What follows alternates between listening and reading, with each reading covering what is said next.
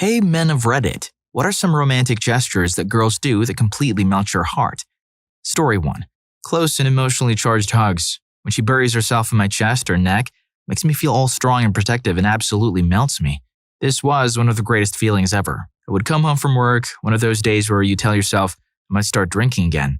I get home and walk in the door, she walks up to me, looks at me, I don't say a word, she can see it in my face, and she hugs me. And as she hugs me, she lets her weight drop into me so she kind of just hangs onto me. Her head on my chest. No words were even spoken between us for about 5 minutes, but that feeling of trusting embrace, I forgot about my day. It's things like these that make me think that human beings are deep down simple creatures, and not necessarily in a bad way. We crave intimacy, food, friendship, fulfilling work, and games. Evolution made us who we are. Sadly, I don't have this anymore. Story 2. I'm blind in my left eye and she's blind in her right. I always stand on the left and she's on the right so that we can easily see each other. I sleep on the left with her on the right. We're in perfect balance. I'm so glad I found her. I was bullied mercilessly for my eye all through my childhood. She wasn't, maybe because her eye isn't as lazy. Also, I'm lefty and she's righty. So we get to hold our non-dominant hands together while walking and use our dominant hands to pick stuff up, point, etc. Very convenient. My father was and is right-handed, and when I did something wrong as a child, he slapped me in the face. He did it with his right hand against the left side of my head so I couldn't see his hand coming. I remember wishing as a kid that if I could have been left-eyed, I would have had that fraction of a second to prepare myself for what was coming, or maybe flinch my head away but just a fraction. Of course, he was only using his dominant hand, as people do for any activity including disciplining children, but as a child, it just felt so unfair. My partner has a functioning left eye, so she could see people's right hands coming in these situations. Now I have someone who understands me and I understand her. She's a glittering silver lining in a very dark cloud. I didn't mention it, but I'm also deaf in my left ear, so I really want to be on the other person's left, in every situation. She doesn't have any hearing problems, but still likes having me on her visible side. Matching vision and dominant hands. It's like they were made for each other. Story 3. On days I work before my girlfriend, she will get up earlier than usual to make me breakfast and lunch for the day. It makes a huge difference because I'm not at all a morning person. I know that may not be romantic, but it definitely gives me warm fuzzies. That's the only kind of romance that actually matters. True lifelong love isn't grand gestures. It's thousands of tiny boring moments like those. Story 4. My wife packs my lunch every day. When I open it up, I get warm and fuzzies because I know she made it for me. I can also tell how she's feeling by what's packed. No yogurt usually means that she's stressed, so if I don't have yogurt, I try to pick up more of the shared tasks like laundry or mowing. It could mean that we're just out of yogurt too, but I try to not go grocery shopping. I'll go in for yogurt and come out with a 2-pound bag of Skittles instead. She gets the big tub of yogurt and puts it in a smaller Tupperware with frozen fruit and honey for my lunch. When she's stressed, having finals, when she was in school, or when something big is going on at work, or something with her family is going on, I usually end up with no yogurt. A sandwich of just meat and cheese, half of which is off the bread, and some fruit and a lot of granola bars.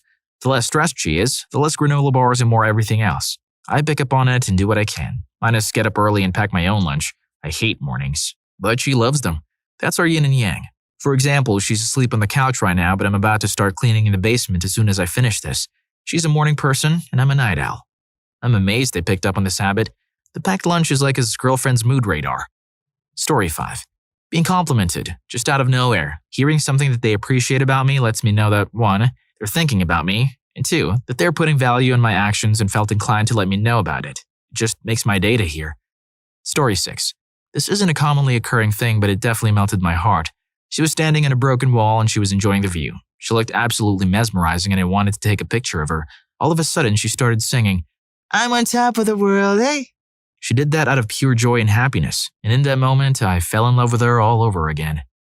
Hey there. If you haven't heard already, a few friends and I recently launched Rufus Rugs, your go-to destination for premium custom hand-tufted rugs. Looking to add a touch of your favorite anime like Naruto to your space? We've got you covered.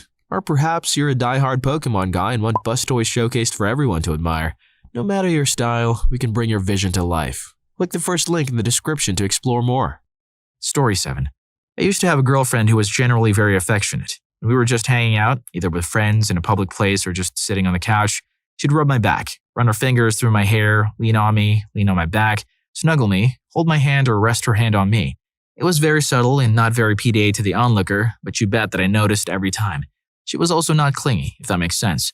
Near me, she'd be lovely, but never had to be right next to me 24/7, and it was fine with me going out with my boys or being incredibly social when we would go out. She never would trip on a girl giving me hugs or kisses on the cheek, because everyone knew that we were an item and we were pretty laid back. I miss her and wish she didn't have to go back to Germany all those years ago. I would still be with her and care for her like a treasure. If he liked her so much, I'm not sure why he didn't try reaching out at least once. Story 8. Honestly, everything. I punched above my weight when I met and married her. The woman is a powerhouse. She takes care of our animals like only a mother could. She works her butt off when I come home from work. She's either cooking dinner or cleaning up. She's normally the cleaner after I cook, but as of lately, she's discovered cooking and gets so excited trying new things. I've been working 12 hours a day, then hitting the gym for hours afterwards. She's super supportive of my goals in the gym, and is researching meal plans and usually has my protein ready right when I walk in the door. She's my best friend first and foremost, and just the way she looks at me so lovingly with a twinkle in her eye when I'm telling her about something I'm passionate about gives me butterflies. We've been together for 6 years, married for 1.5, and I can't wait to scoop her into my arms and hold her and hear about her day and tell her about mine. Nothing I can do or say can ever really make her understand how much she saved my life and made me the better man I am today. I'm going to go wake her up now and tell her for the 100th time today how much I appreciate and respect and love her. Story 9. A girl that I was crushing on and I sort of chaperoned a couple of friends of ours who were just starting to date in a trip to a local outdoor flea market. As we were walking along the dirt trails between the different booths, I started kicking a smooth rock about half the size of your palm across the ground. This went on for half an hour or so until it got to the point that I refused to let the rock out of my sight. Eventually, my crush picked up the rock and, to my astonishment, pocketed it. She said that she'd give it back to me later, that she didn't want me to annoy the other patrons at the market. By the end of the day, I had completely forgotten about the stone. A month or so had passed and we attended a music festival that I performed in. I was crowned King of Music for the year by the old Norwegian woman who had held the festival for her famous deceased uncle. We just pulled into her driveway when she said, "Oh, hey, I meant to give you this earlier today." She reached into her pocket and gave me the stone that I had been kicking around at the flea market. Looking more closely, I noticed that she had taken the time to write on it in Japanese. She was learning it at the time as a hobby. I asked her what the different phrases meant, and she only said that she had written my nickname on it. She wouldn't tell me what else it said, only that she would tell me some other day. It was that moment that I absolutely knew that I wanted her to be more than just a good friend. I held the stone for a while, turning it in my hand and asked, "Would you ever consider dating someone like me?" "I'm not sure, I think so," was all she said in reply, but that was all I needed.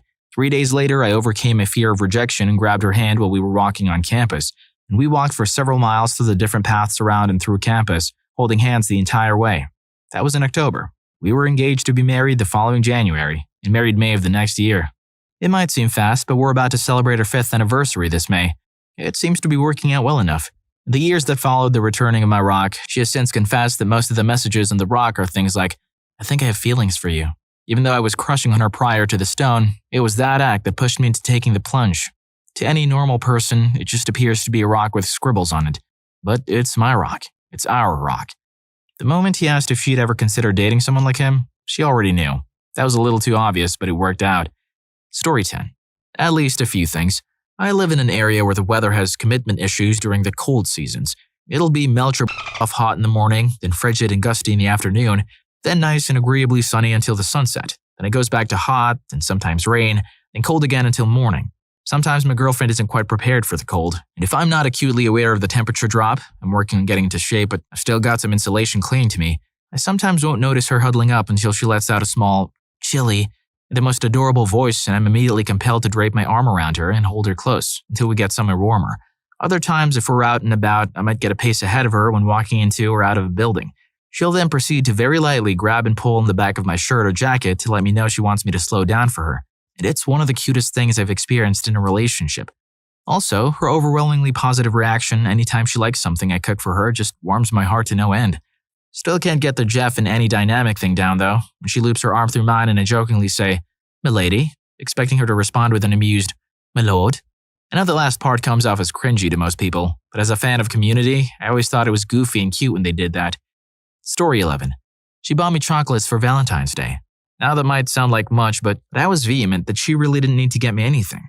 I've got everything I need, her in particular, but I digress. Anyway, we had made plans for V-Day, but I had to work a split shift and short notice.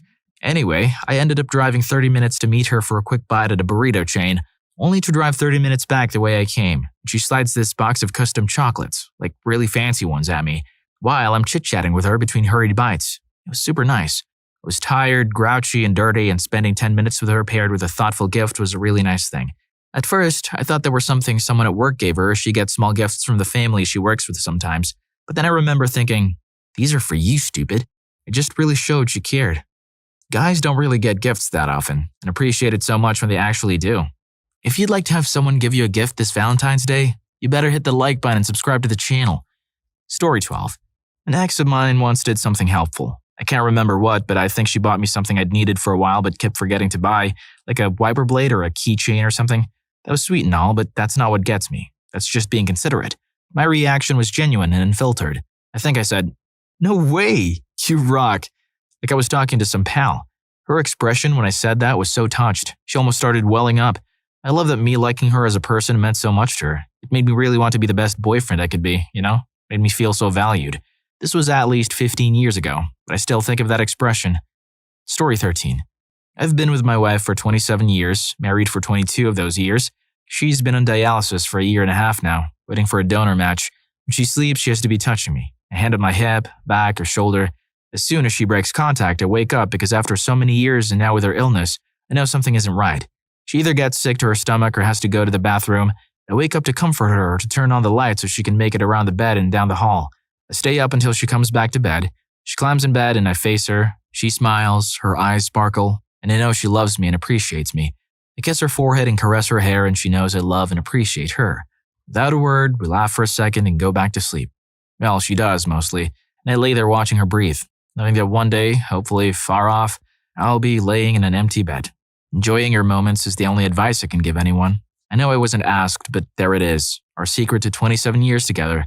In case you haven't guessed, I'm not a match for her to donate a kidney, and it's heartbreaking. Good luck to you couples and you singles. Everyone deserves to feel the way I feel and to be loved. I hope his wife found a match, because her husband definitely found his. Story 14. I recently met an amazing girl online, and after months of chatting, we decided to meet. It was touching enough that she flew across most of Europe to meet me here in the UK, and the few days spent together were full of affectionate, heart-melting moments. But I think the most memorable happened at the end of her visit. I was driving her back to the airport at around 3 a.m. in the morning. We were making light conversation and trying not to dwell on the present sadness of her returning home.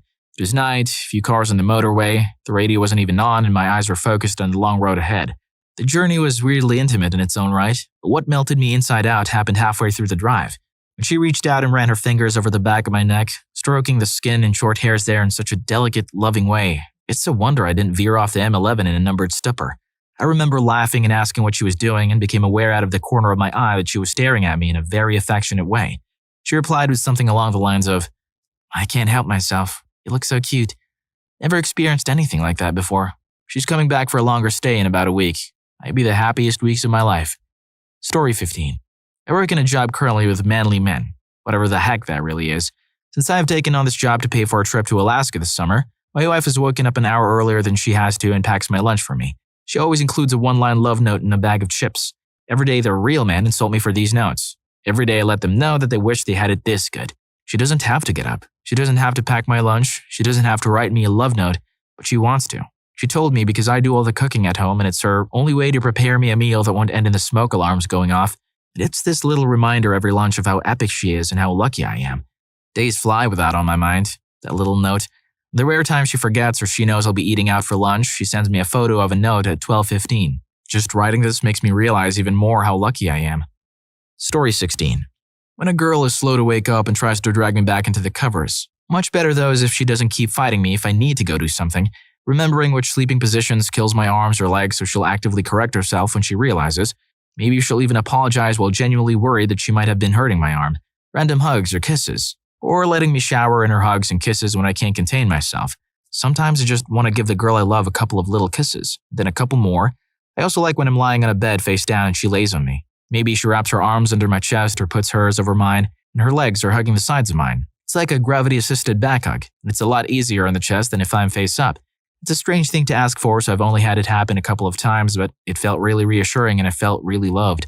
I kind of have a thing for casual hickeys, too. Feels pretty good to have a little love mark. I can put a little pressure on it and think about her all day. It's also, in all honesty, a little ego boost when the guys see it and get all smiles. As far as something I would like to happen, I think it'd be amazing if a lover woke me up randomly one time to say they really wanted to hug or kiss me, or something like right then. Not as a regular thing, but every so often I would probably be extremely touched with a "Aww." Gravity-assisted back hug is a brand new phrase for me, but it does sound pretty nice. Story 17. When they look at me like they're 100% interested in me, or when they treat me with respect and kindness, Even if you don't like me or see me as a boyfriend, I would really love it if you treat me as a human being and not an eyesore because I'm not your type. Also, when they buy me something out of the kindness in their hearts. Not saying I want a girl buying me stuff, but you would really score trust points with me if you did. Usually I'm uncomfortable with people buying me things, but my girlfriend always gets me really thoughtful things and puts a lot of effort into them. I love everything she's given me, regardless of what it costs or even really what it is. Story 18. Initiative. I grew up being taught by my deep South mom to be very giving and attentive to a man. However, being a Gen Xer, society told me to wait for the guy to make the first move, that he must do all the romantic work to win me, and to never ever, in pain of becoming an old hag virginal spinster, never initiate intimacies of any kind. Should I do so, I would be considered needy, or even worse, a total harlot. This was back when Fiona's Apple criminal video had people clutching their pearls. All that aside, once engaged to a man who would become my amazing husband, I learned in a hurry that men do not get a great deal of kudos outside of sports, activities, or work. I will never forget the first time I rather absent-mindedly massaged my husband's right hand as he was driving. At the time, he was a journeyman roofer and worked very hard, long hours. He was driving a 3-on-a-tree Chevy back to my college to drop me off after a weekend together. And partway through the trip, I started to rub his right hand. Somewhere along the way, mid-hand massage, I complimented him on his work ethic and leadership qualities. I was deeply involved in working on his hand and didn't notice for a bit that he was very quiet. I looked up into his face and he was just staring out at the road in front of us with water rising in his eyes. The look on his face shocked me and asked if I had hurt him. He said, "No." I paused. He was quiet for about a mile. Then, I never knew my hand could feel this good, or that someone even noticed me outside my boss. His words kind of broke my heart. Who the heck is cutting onions in here? Damn. Looks like I'll have to end the video here. Guys, what can us girls do to make you feel special? Look, who cares about all the other answers? I'm going to be real with you. So you want to make a guy feel special? Here's what you do. Listen to him. Guys are told all the time to internalize their feelings, and we will often make self-deprecating jokes with a lot of truth behind it. Really listen to him. That stupid joke he made a week ago may have some buried emotions in it that he's been dealing with for years. Second, do not play with his emotions. I get it, guys are usually at the end of the jokes when it comes to infidelity and being dogs. Realize that your actions will hit him and hit him hard. You cheat or entertain another man while you're with him, and it will lead to him having thoughts like, why am I not good enough? And what if I was like this instead? It will lead to self-esteem problems, trust issues, and potentially worse. Instead, if you want to make him feel special, remind him that you are there for him. Remind him that you are a team and that you're in his corner. Stray from this and you can ruin who he is as a man. Lastly, and in my opinion and personal experiences in being a man, understand that communication is a two-way street. Text him randomly in the day to tell him you're thinking about him. Let him be the little spoon and cuddle his back. Remind him of his accomplishments and let him know you're proud of him. Men are the same creatures you are. We need encouragement. We need someone to be there for us when we break down. We need to be able to confide and trust in others. And for anyone wondering, my heart was absolutely broken by my ex. Yes, she cheated, but it was more than that. In the 3 years we dated, I never received a single birthday or Christmas present from her. I never got invited to a spontaneous date she prepared. I never once got told how well I was doing or about how proud she was of me. I never got to open up and have her hold me while I sobbed. Throw in her cheating and it didn't just break my heart, but it also broke me as a man for a long time. I hated myself, my friends, my favorite songs and movies. It led to the hardest confession of my life, which was me standing in front of my bathroom mirror and saying the words, "I'm sorry, man. I just don't love you anymore." If you want a man to feel special, you have to show him and remind him daily that he's special to you. Sorry for the rant. Who knew the secret to a man's heart wasn't through his stomach, but through his ears? Listen up, ladies, and you might just figure out the code. Story 2. Make us feel like we're needed. I can tell you how many relationships have fallen apart because either person is making their significant other feel like they're just a background character in the game of the other's life. When you make us feel wanted or needed, it makes us feel important and we will make more time for you, be 100 times more tolerant of you for your shortcomings, and maybe even make us consider spending the rest of our lives with you. However, you have to be able to commit to this. If you start treating your man like this, he's going to start to expect it whenever you're together with each other. If you just stop, he'll feel like you were just trying to play in his emotions. Speaking from experience. Story 3. I fell asleep on the train today and landed my head in a girl's lap. She also had her bag in her lap, who was sitting perpendicular to me. I immediately slurred out an "I'm sorry." I distinctly remember her being gorgeous in my groggy state. She made this smile and said it's okay. Okay, that went well, all things considered. I didn't get pepper sprayed or get called gross. I look at the stop we're on in a panic and realize I get off in the next one. I feign going back to sleep and hear her giggle beside me. Get to my stop and don't look back. And that was the highlight of my day. Did an oopsie. She didn't take it personal and even giggled to herself about it. I hate to say this, but she thought he was cute. He could have gotten a number from that. It's entirely possible she slowly pulled his head into her lap because she liked it. Story 4. A lot of people you're addressing here on Reddit are single dudes who want what a relationship would bring.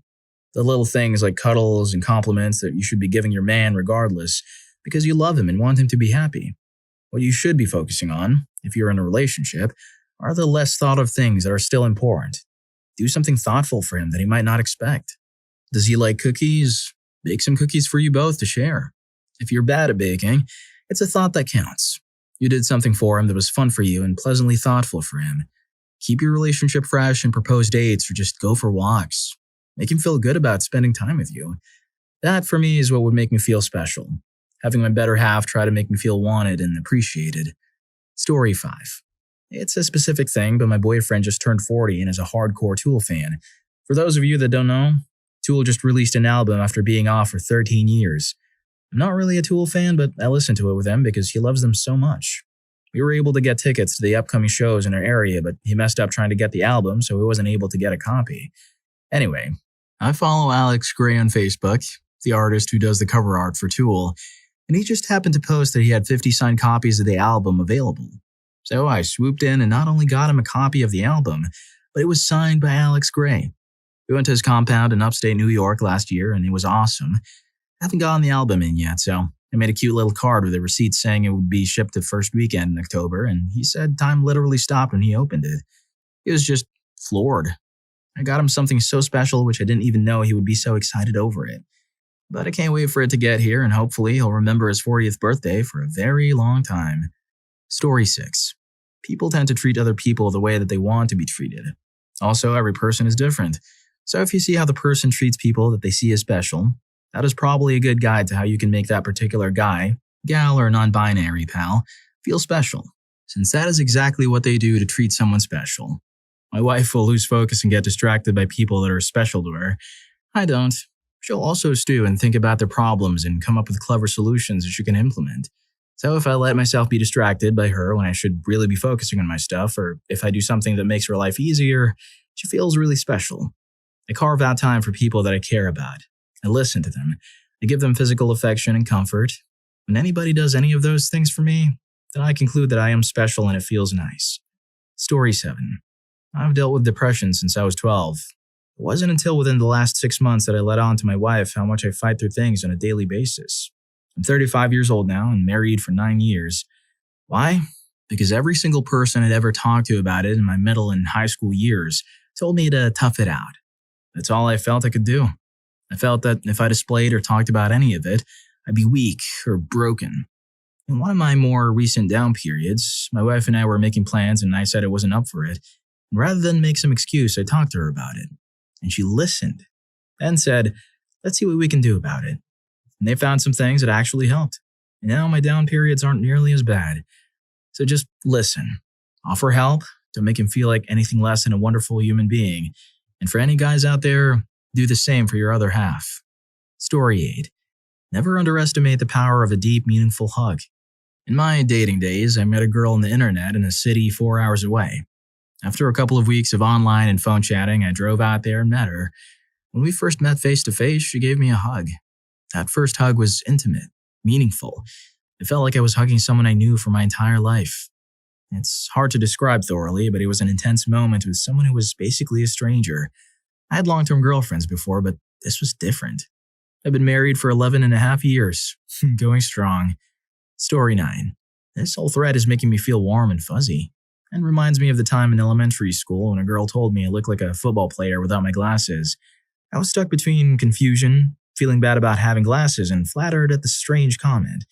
No, not middle school, not high school. It was something like the 3rd or 4th grade, and I still remember it. All the comments and hugs, absolutely. Even if I'm not hugging back, if I'm not actively pulling away or telling you to stop, I'm enjoying it. I'm sort of trying to stay single right now, but sometimes when I'm alone at night, instead of falling asleep, playing video games, or even something like watching things, I'll find myself cuddling my blanket and wishing for someone, even though, again, I'm actively avoiding relationships for a variety of reasons. If he's showing interest in you and you want him, don't drop hints. They're hard to understand. And even if we notice, most will be too worried about misunderstanding than to act on them. Express interest directly. Intimate compliments and physical attention, all for how number and start up a conversation. If he still isn't getting it, just tell him outright. We're mostly dumb when it comes to emotional things, so just make everything as direct and obvious as possible. Story 10. If there were that one thing for me, it would be, don't take the little things for granted. What I mean by this is those little things that he did for you all the time that really attracted you to him, chances are if he did it at first, he still does it now. You've grown so used to it that you don't really notice it. Does he randomly clean the house, bring you ice cream every night?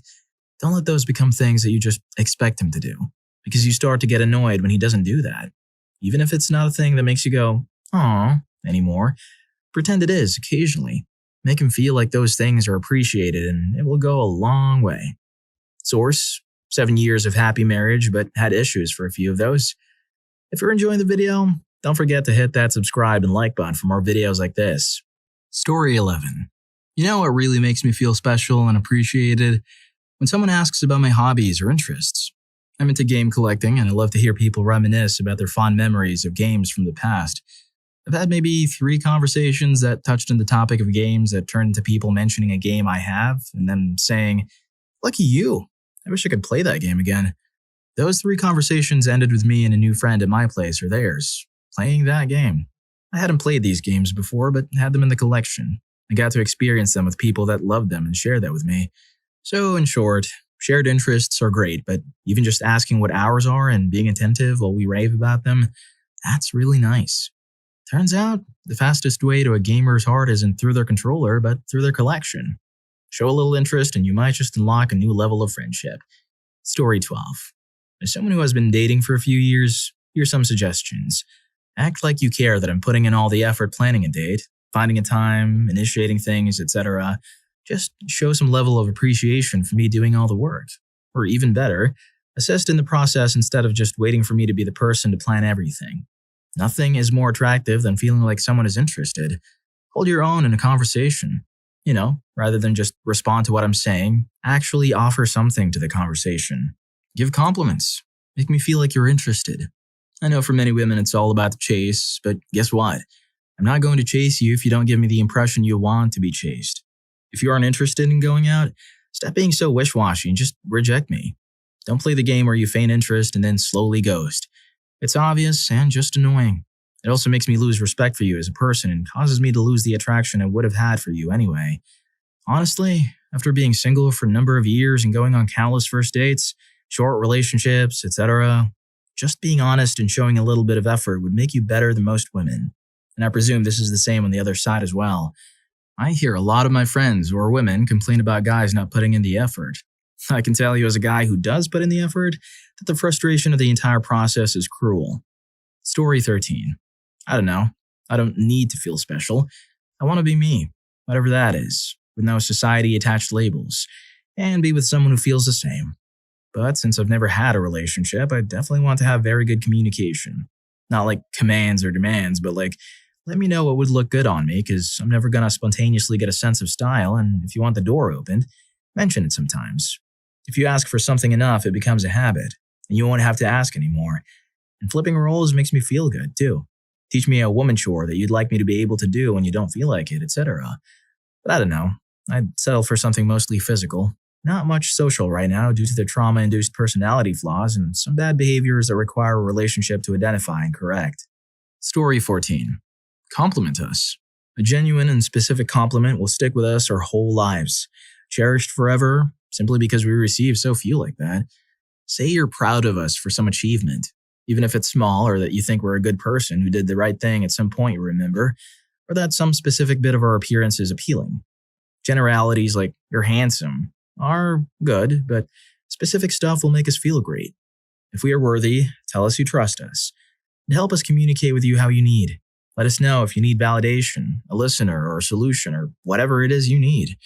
We're very solution-oriented, so help us be better by reminding us that you may need something else and help us know what it is you need. We're just trying to help. We also tend to be touch-starved. If you're in a relationship with a guy, touch is powerful. We might not need it because it might not be one of our love languages, but if we do, we probably need it a lot. Lol.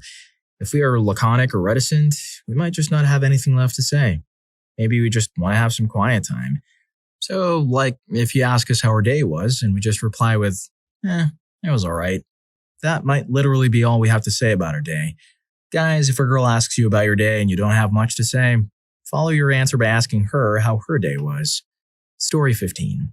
Warm physical contact and kind, caring eyes. No need for sexiness or anything.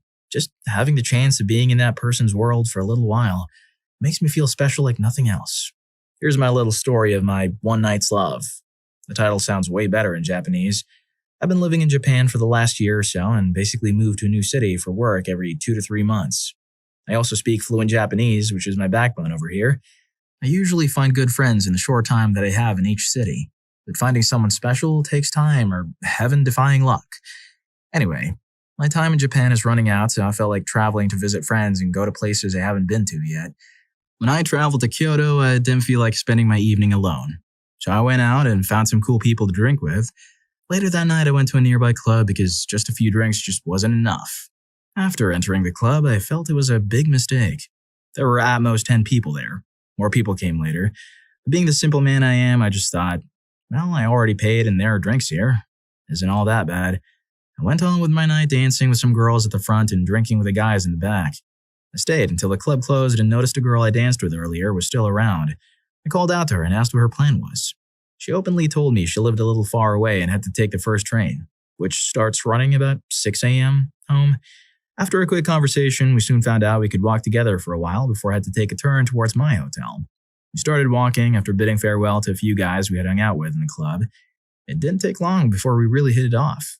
We spoke nonstop for a good 15 minutes before we got to my turn, but just stopped and stayed at the crossroad for like 5 minutes more just talking. I had really come to love this little woman in front of me and asked her if we could take the long way home. She gave a short answer and a kind smile before we got going. My eyes didn't leave her for a moment, or so I'd like to think. But as a fairly articulate speaker, I speak with my whole body. We figured we'd get to our destination quickly if we kept going, so we soon found a McDonald's to sit down in. It was 5 a.m., and only like one other guest there at the time. As we ate our breakfast, we didn't stop talking. After being lonely for so long, I was almost shaking out of happiness. Her warm gaze, her cute giggles, her reaction and response to our current topic. It was all, even though this was a cold night, it was filled with warmth. I finally gathered my courage and held her hand. She got a little flustered and blushed and asked what I was doing.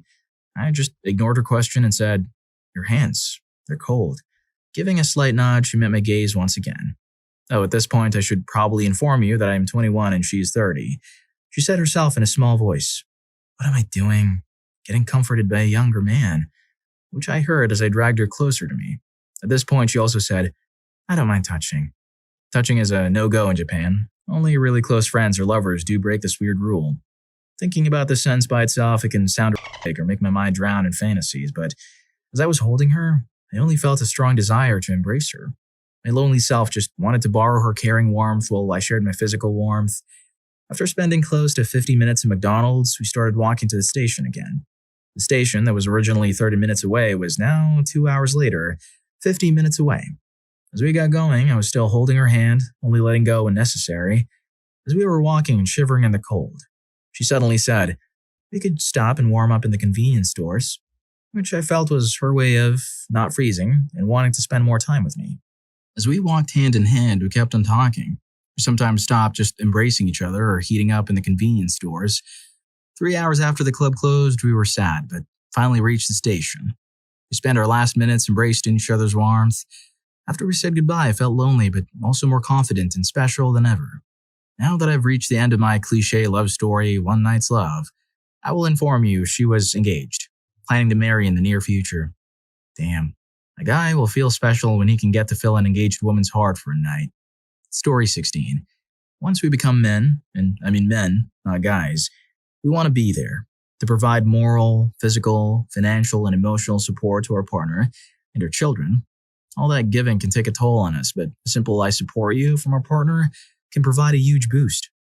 About 8 years ago, I was applying for a highly sought-after job in another country. I had recently gotten married. My wife, seeing the amount of constant stress I was going through, fear of failure and of letting her down, just told me simply, "Whatever happens, I support you." That gave me a huge confidence boost, and even though I didn't get that job, I got an even better one just 7 months later. Another good example of this happened 3 years ago. I had used a carpooling app, quite popular in Europe, for an 8-hour drive, and one of my passengers was this amazing woman. I'm a good driver, so usually my passengers fall asleep on such long drives, but this time, we spent the entire 8 hours talking. At one point she, 25, was telling me about how she supported her ex-boyfriend, 45, by telling him not to worry about her but to go and seize the opportunity that came up in his life, some sort of business opportunity, that she'll be there for him. To quote her, "It's your time to shine, so go and shine. I'll be waiting for you." Don't know how he took it, but if I were him, I would have felt, in that moment, that nothing can stand in my way. P.S. They broke up because of him. He used to be a player, and that was a hard habit to get rid of. However, he must have had noticed her true value when she was gone, so he was trying to win her back. What are some little-known relationship green flags? Willingness to forgive when you make a mistake or speak in anger, etc., rather than hold a grudge or try to correct you. Doesn't mean they won't still be upset, of course. Willingness to admit fault and take responsibility when they make a mistake or speak in anger, etc., and work on their own negative behaviors. Related, taking you seriously when something upsets you even if it doesn't seem like a big deal from their perspective. Not losing their temper when things don't go their way. Example, do you want to be with someone who blows up when the car breaks down on a road trip and makes everyone else miserable, or the person who calmly calls the repair service and tries to make the best of it? Not making personal attacks during arguments, focusing more on how they're feeling and fixing the problems at hand, and then reconciling afterward, rather than lashing out with a list of perceived character flaws.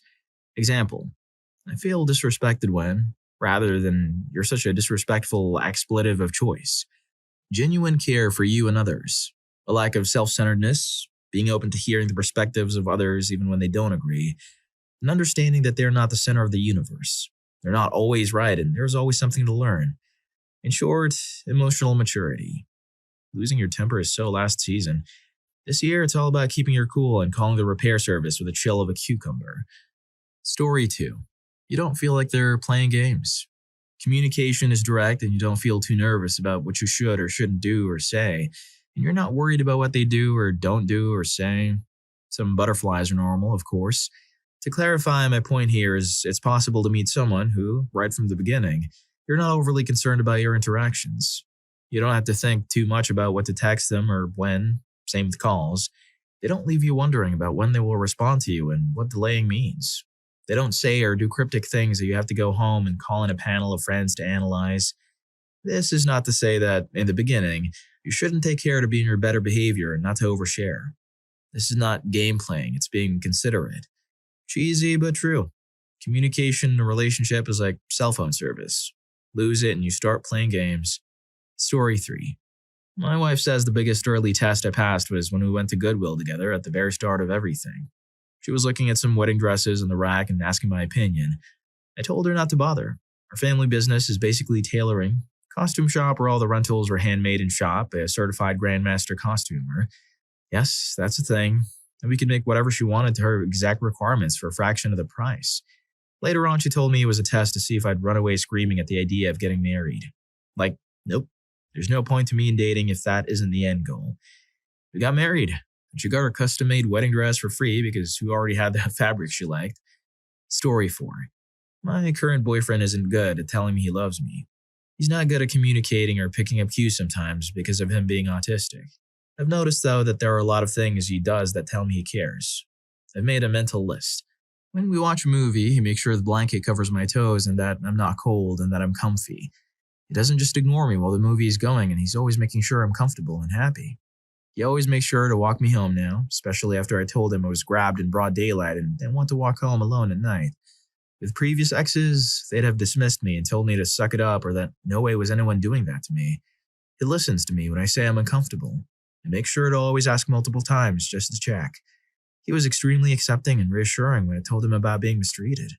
He's not overly possessive and he believes in me, which means a lot. I'm bi, and I've had exes on both sides think badly and assume I'm cheating. He does not. He never does. He doesn't mind that my roommate is another guy, that I make contents. He's wonderful. One of my favorite things is that he's great at communicating and working with me on little problems. He likes to listen to my perspective first and my solution, and he always trusts me in what I think. Damn, he's a keeper for real. Communicating and working through problems together, that's the kind of teamwork that makes the dream work. Story 5. You know right away where you stand with them. For the longest time, every single guy I went out with always made me feel at least a little insecure about their intentions. I just chalked it up to a sort of men are from Mars, women are from Venus type thing.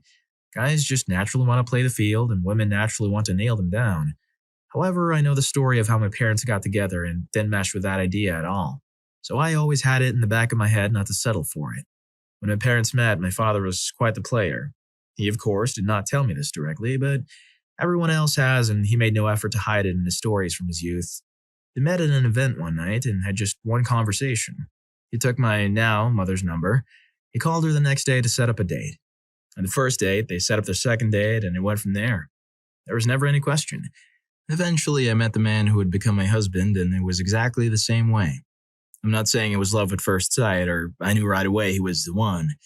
I'm just saying it was possible, and it did prove to be a good test of intentions and staying power.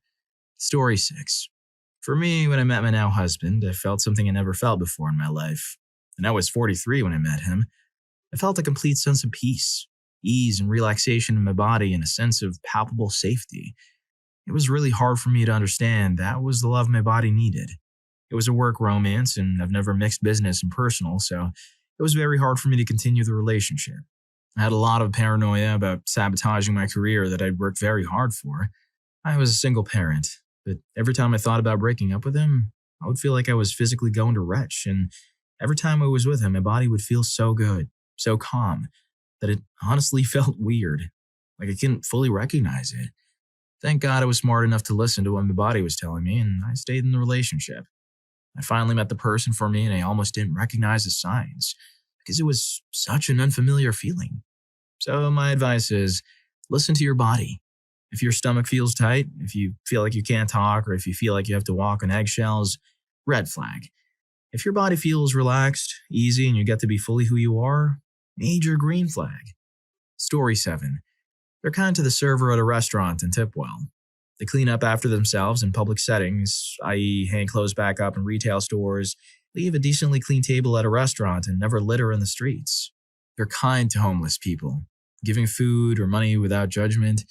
They're polite, saying please, thank you, excuse me, etc. to everyone. They're kind to animals, making sure to stop if a deer or duck or anything is crossing the street. They don't judge people when you're out in public, never saying things like, look at that fatty. That hair is bad. Those clothes are bad. They never brag about money or how they buy you things, instead opting to just be kind without expecting some kind of transaction for every little thing they do. They don't immediately expect things from you or pressure you in any way to prove your love. They respect your parents if they meet them. Story 8. I was hanging out with my fiancé once when we were teens, and he asked me why women always had to shave their legs if men were never expected to. He was looking at my stomach legs and told me that if I liked shaving them, then that was okay, but that if it was a lot of work or too annoying to keep up with, then I didn't have to feel like he'd be less attracted to me if I skipped it sometimes. This was when we'd only been together a few months. 8 years later, and I still consider it one of the biggest green flags in our relationship. The other was when I was trying on clothes and asked him if he thought I was fat. He said, a little bit, yeah, but that's okay. Because fat isn't the opposite of gorgeous, and I'd be the same amount of attracted to you whether you lost weight or stayed how you are now. All I really care about is that you're healthy and remember to feel good about yourself. He's the one. When you find one like that, don't let them go. Story 9. My girlfriend will hug me in her sleep. Like, hard. It'll wake me up. Then I fall back asleep. She never remembers doing it. She doesn't remember anything when she's out. We can have full conversations she won't remember. But then when she wakes up, she invariably will say, I had nightmares last night. It means a lot. Because even if we've hit a rough patch or are arguing, she'll always do it. It tells me that even subconsciously I make her feel safe. She had a rough upbringing. And she doesn't like talking about it much, but I know the fact that I make her feel safe is a big thing. So I'm always really happy when she reminds me she still feels that way. She's also really introspective, so I don't bring it up because she'll ruminate on it, and I don't want her to stop. I'm a very crabby morning person, but when she wakes me up doing that, even with her death grip and morning breath in my face, it's reassurance that we're getting it right, and it makes me really happy. Story 10. I remember my first green flag with my husband was when we weren't even dating yet. He was having a rough day, caught himself from snapping at me, apologized, and said, "This is my brother's birthday and the first since his passing. I'm not very good company, so I'm going to call my therapist after I give you a ride home." My dad doesn't deal well with emotions, so to see a guy acknowledging his pain, not putting the emotional labor of dealing with it on me, yet seeking a healthy way to cope was pretty huge. He says his green flag for me was when, after meeting him, I had to move and choose a marginally more expensive apartment in the ground floor instead of a cheaper one on the second floor, so he could hang out with me. He uses a wheelchair, and this was the first time anyone he had ever known had chosen to make their living space more accessible for him. Anyways, if you're enjoying the video, don't forget to hit that subscribe and like button for more videos like this.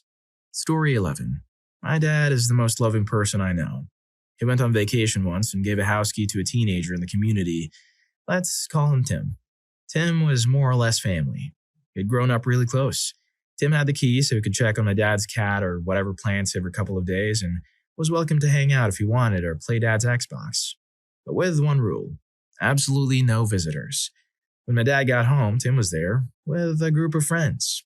They were making a pot of craft dinner, music up loud, and having an afternoon party.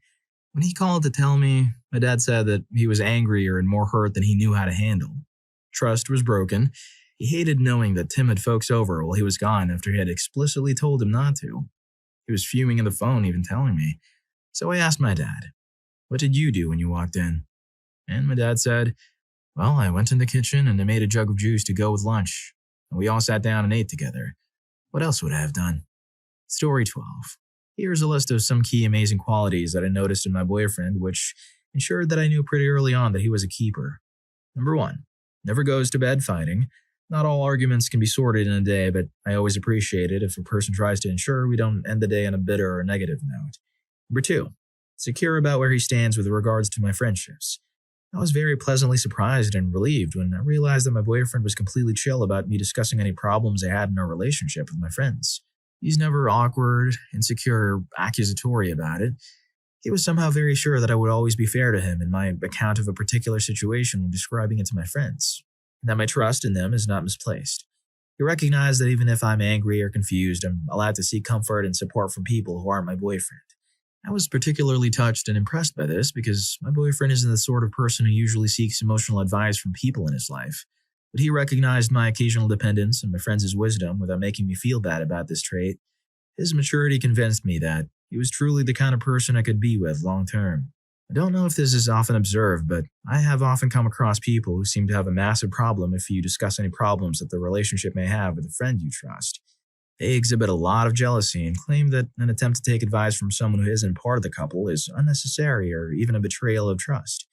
However, for the sharer in such situations, it is still extremely important to think about who will be privy to the details of your relationship, whether you can trust them or not, and what relationship the said confidant shares with your significant other. Also, it is your responsibility to be careful and honest in your representation of such events. Your significant other is also completely within their rights to disagree with a friend's take on some issues. Furthermore, they could, under reasonable circumstances, tell you that there are some aspects to their lives which are private, and they would prefer if you kept it under wraps. Number 3. Never deliberately keeps me waiting or anxious for a text. It's completely okay for someone to miss replying to a text because they're caught up with other things. What I hate is when people use texting as a medium to play ridiculous power games, making people deliberately wait for hours or days for a simple or urgent response because they want to torment them and inflate their own worth in the other person's life. This is, in fact, a common pickup or dating strategy, one which I find incredibly infuriating. Number 4. Never rushes to say things he doesn't mean. This one hurt at the time, but is something I grudgingly respect. In retrospect, my boyfriend never forces himself to say something he's not certain of. And while there was this dreaded, "oops, I think I used the word and he didn't say it back" moment, but when he finally said it, I knew he really meant it. Number 5. Makes an active effort to make me happy. without making it seem like an obligation, obviously. In any relationship, there are romantic or emotional gestures that may not come easily to a person. However, if your significant other recognizes that there are certain emotional needs you may have that you'd like them to meet, and they make an active, even if only partially successful, effort in that direction, without immediately raising their hands and going, "Sorry, this is just who I am and you should deal with it," you've got to keep her. For instance, my boyfriend is not particularly good at verbalizing his emotions, but his recognition of my need for verbal affirmations of love have made sure that he's a lot better at expressing his feelings to me.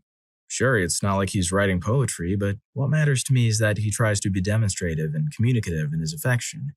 But this focus on my happiness can also reveal itself in more day-to-day events, like watching a movie he doesn't particularly care about, only because he knows how much I want them to watch it, so that we can discuss it, or deciding to talk to me on the phone for an extra half hour about nothing in particular, just because I said I miss him more than usual on some days. Number 6. Ready to help me with boring stuff. Emails, packing, moving, proofreading, running to the doctor or grocery, booking tickets. You get the drift. If someone is willing to help you with mundane, boring tasks without making it a big deal, you should really value that. Number 7. Avoid being cruel in a fight. Tempers can rise, volumes can go up, irritation can skyrocket. However, I really appreciate my boyfriend's constant effort to remain calm and ensure he doesn't say anything intentionally cruel or hurtful in a fight, simply in order to feel powerful in a confrontation. I am a very lucky girl to have found someone who has a combination of both kindness and character. Of course, this does not mean that if the person you're dating does not have these qualities, you should dump them. However, if they do have all or any of these qualities, they are certainly worth emotionally investing in. Story 13. When they recognize their own mistakes, apologize immediately, and work to better themselves. One of my favorite memories of my boyfriend is when he was teaching me how to play Splatoon, and I'm not that great at shooters, let alone platforming. I was struggling through the first few stages and he was watching me, a bit frustrated that I wasn't getting it that quickly. After maybe half an hour or so of watching me flounder, he yanked the controller out of my hand. Okay, look, just give it to me. You're not doing it right. See, you got to... He started going on about what buttons to push and how to move your character and all that, and I just kind of resigned myself to watching and struggling to hide tears. I cry easily. Thanks, anxiety, or depression. Well, this is it, I thought to myself. Once our date is over, I'm going to have to break it off. I can't believe I thought he might actually be a decent guy. This is so embarrassing. Wait, are you crying? Suddenly my hair is pulled from my face and I realize my boyfriend has paused the game. I try to stutter an excuse and then he starts to panic, tossing the controller to the side. Oh, no. I'm so sorry. I shouldn't have done that. I'm sorry. I'm so sorry. The next thing I know, he's got me in his arms, rocking me back and forth, and after about a minute, I realize he's crying too. I take a few moments to hug it out, apologize, and wipe the tears away. I mustered my courage to say, "Don't do that again. Don't yank things out of my hands. Don't raise your voice. That scares me. I won't. I won't do that. I'm sorry.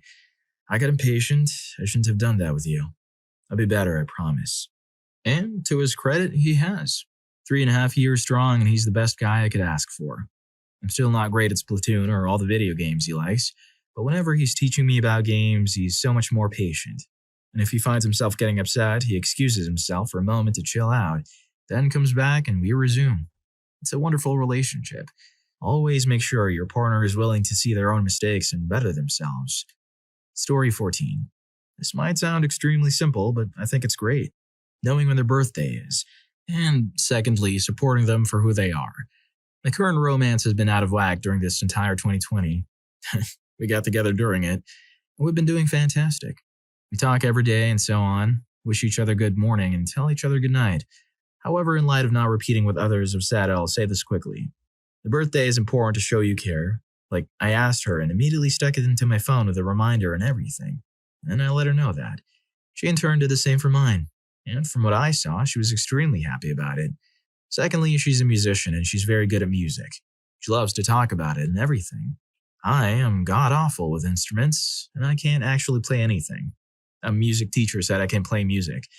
Anyway, I told her outright I'd support her in anything she wants to do or does, which I don't see happen much anymore in my age demographic. I'm a good old college kid. Anyway, Any questions for specifications, please go at it, boys and girls, and helicopters. Story 15. Someone who is conscious of you and is patient. This is hard for me to explain, so I'm going to use an example. I have an anxiety disorder and a bunch of weird fears stemming from a mistreating childhood. I've been in therapy for 10 years, and while it's gotten better, I still struggle. My boyfriend has never made me feel like I'm lesser than because of my mental illness. He knows what I'm afraid of. He tries to pull me out of my comfort zone, but he knows what not to push and knows when to stop. I'm afraid of men, thanks to my father. My boyfriend is one of 2 men I know that I trust completely. He's patient with me when I'm being irrational and panicky. He's willing to work with me. He has always taken that time for me. I couldn't be more grateful to have someone in my life, and I hope he stays for a long time. I do my best to reciprocate all he does for me. And I hope I'm able to match this effort he puts in. Men, what wholesome thing do you wish your girlfriend would do more often? To not play devil's advocate when I'm venting or complaining about something or someone. I know some of my vents are dumb and the other person may be in the right, but she does not have to take up their side while I vent. When I vent something like that, the person is stupid and I just want to slap them. I wish more often she would just say, yeah, that person is stupid, let's go slap them and whoever stands in the way. Instead, most of the time I get, well, you don't know what they're going through and maybe they meant this or that. In the long run, it doesn't matter. I'm not going to do anything, just venting and going to forget about it, so just agree with me and roll with it. Venting is like a therapy session where the therapist argues with you about why you're upset. Story 2. Be more of a partner in the decision-making process. My wife and I have a generally great relationship, but there are often small things that need a decision where we end up in some kind of stupid fight. For instance, if we're planning on going to dinner, it's frequently a hassle. Sometimes she'll want to try a new place someone recommended, which makes it easy. Other times, I will make a suggestion and get shot down. Then I will throw out 2 to 3 options, all shot down, or I get a vibe she isn't really into it. I always say that she can choose a place, but I met with, I don't know. It can be very frustrating. In decorating the house, she will often go out and pick up decorative items for the shelves or walls or whatever. Most of the time, that is cool, but if I ever do that on my own, it's a big ordeal. She just wants control. If I want to be involved with picking stuff out, she appears very annoyed a lot of the time. Story 3. As a man, I would appreciate it a bit more, but there are all sorts of reasons why we all feel we're not getting enough. My lady is a lovely, beautiful person, and we have squabbles about these things, but we usually come around to understanding each other. In my opinion, it is okay to want certain things from your partner from a basic animalistic point of view. We choose partners for all kinds of reasons, but people forget we're wired to survive, and so expecting me to go out and bring home the bacon while she looks after the home, we are a solid team. We know where we stand and who we are. Nature at its finest. I understand that societal norms have changed, but I believe in the value of traditional family values and mutual respect. Cultivating a partnership where we prioritize each other's happiness and well-being is important to us. Story 4. Okay, so this is like super specific, but it's still true. So my wife likes to greet me at the door when I get home from work, which I love. A few times a week, I will be carrying a lot of stuff when I walk in. She typically reaches for the stuff I'm holding so I can untie my work boots. Super nice, right? But she will almost always carry it across the room to the counter and put it down. It's not always just stuff from lunch, tools or other assorted things from work, maybe something I printed out for her, especially on the a lot of stuff days. The non-lunch stuff usually goes in a different spot right when I get in the house, like she puts it in a different spot, which I usually take care of right away. Then later in the evening, she's like, can you go put your stuff away? That stuff you brought home from work? Like, I mean, sure, yeah, I can, but like, why hasn't that already been done? Like the sink or dishwasher is literally one step further. I know I could just do it after I take my boots off, but I also need to go take my dirty work clothes off and she has already carried it to the kitchen. Like what? And it's not even because she's the woman and belongs in the kitchen. It's just like she's already done 99% of the steps. She's already gone it that far, just put it in the dishwasher. And now after I typed it all out, I know I'll catch heat for it because I'm some oppressive man or whatever, but it's already typed and I'm not wasting it now. Story 5. Plan and decide on things. Every day I am asked what is for lunch or dinner. Should we empty the dishwasher? Should we do this? Should we do that? No opinions or preferences. It's never, the dishwasher needs emptying, or I think we should have chicken for dinner. It's only ever, should we mow the lawn this weekend, or should we take the dog to the park? Not, we need to take the dog to the park and mow the lawn. I will do option A, you do option B. I get offering choices and respecting preferences or putting someone else's wishes first, but it's tiring making all the plans, and from time to time, I'd like to just be told what to do. Sometimes affirm, we're having pizza tonight and you're mowing the lawn. can be surprisingly liberating. Story 6. I've been with my girlfriend for a while and lived with her for multiple years. I love her and we have a great relationship. I'm a big gamer though, and she doesn't really get it. She thinks an hour or two on the weekend is going to satisfy me when it's one of my most beloved hobbies. I've absolutely communicated to her my needs in regards to that, and we've slowly started getting on the same page, which is great. That being said, I wish once every few months you just leave me the hell alone for an 8 to 10 hour game session like I had in my youth. I know it's not realistic to do it regularly, but just once or twice a year even. Leave me alone. Don't come check on me, ask me questions. Nothing. Just pretend I'm not there. Story 7. Spend more time with me.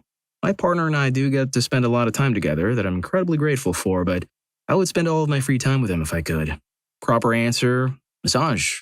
I'll do that for them often. It's something that we both really like. I love to massage them. I help to make them feel good because I know they enjoy it too. Leg, foot, back, any sort. I love to give them. It makes me happy to be making them happy. But my partner has given them to me before a couple times and it feels really nice, so I just think it might be nice if they wanted to do it again sometimes. It's a bit difficult for me because I don't really feel the most confident about asking them, at least not during those occasional moments that I've thought of it. And I don't want to ask them to do something they have no interest in. I don't know if they have any interest or not. Second option that I saw in the comments that I definitely agree with, back scratching. Story 8. This was a problem I had with my ex, but something my friends also had or have problems with their exes or current partners. If I hung out with my friends and we decided to eat out, I would always call my ex and ask if she wanted me to bring something home for her. Same if I was going to the store, I always called and asked if she wanted or needed something. And I would often bring some candies home for her. Every darn time I would call and ask if she needed something or if she wanted something brought home, and my friends always did the same thing. Never once during a 6-year relationship did you ever do the same thing to me, and apparently, neither did my friends as partners either. Maybe it's just like that here. Maybe it's different in different places. I'm trying to make it a gender thing, even though it was so in my close circle. After about 3 years, I just stopped doing it, to her annoyance. It's a sweet gesture, and it's a good feeling when she thinks about you even when you're out with friends and brings something for you. Story 9. I love my fiancée. She's an amazing human, a wonderful partner, and she's gorgeous as all hell. She's quite a bit academically smarter than I am and has a really strong intuitive mind geared towards the abstract and high-level detail. She's in a technical project role in her professional life and absolutely crushes it. But she also is often completely devoid of basic common sense at times and misses the big picture because she's so focused on the details. She can't make basic decisions because she overthinks until it's too late or just shuts down entirely and I have to take over. We're planning a trip to Seattle soon and I'm usually the one to take the lead on things like flights, lodging, and transportation because she frankly makes it entirely too complex. I gave her a simple task of picking the area where we should stay since she has family in Seattle. You'd think she was doing rocket science. So to make a long story short, I wish she would act sometimes instead of think. To be fair, she would probably say the opposite about me. I'm much more grounded and focused on the start and finish. I don't have a strong mind for details or the process, so we naturally make a great team. Story 10. Household or daily maintenance. Things and the simple things it takes to maintain the cleanliness, organizational, safety, and otherwise overall functioning of a household or home. House, apartment, townhouse, dorm room, vehicle, etc. That every human must do, especially if it's your home or area. Clean and upkeep your own home, belongings, and laundry. Wash your own dishes. Take down the garbage. Don't leave days or weeks old fast food bags, empty pop bottles, and other food-related things on the couch, table, kitchen floor, etc. Clean up after yourself. Wash the bathroom sink. Wash your goddamn toilet bowl and bathtub every couple of months. Get rid of the bad or moldy food that's in the fridge. Find your own belongings. Feed your own fish. I shouldn't have to do everything. Ask you to do something that's not difficult and 3 weeks later, still have it not be done. I should not have to ask or tell you 4 times in 2 weeks to do X thing and know that 90% of the time I'll be the one doing it because you won't, because you refuse to, because you just don't care, because you are that lazy. Story 11. I wish she and I would talk more often. We've kind of hit that state of just day-by-day stuff taking up more of our time than we would like, but when we do have time to spend together, we don't chat like we used to. A lot of that is on me though, too. I'd worked a job for some time in which I was the only one on shift, no other coworkers, etc. Not much social interaction, even though it was at college. I refused to talk to students more than what was necessary in fear of a my word against their situation over some BS. I would just spend all day, every day, with no one to talk to, not anything urgent ever going on, etc. So I got a bit weird about speaking. I rarely speak anymore, mostly just grunts, yas, and okays. feel like I have nothing to talk about. And I'm the sociable one in the relationship. I do wish that she would take some initiative in some things or even try to start a conversation instead of playing around on her phone. I've recently reduced my phone time around her at her request, and while the request was mutual, the efforts have not been.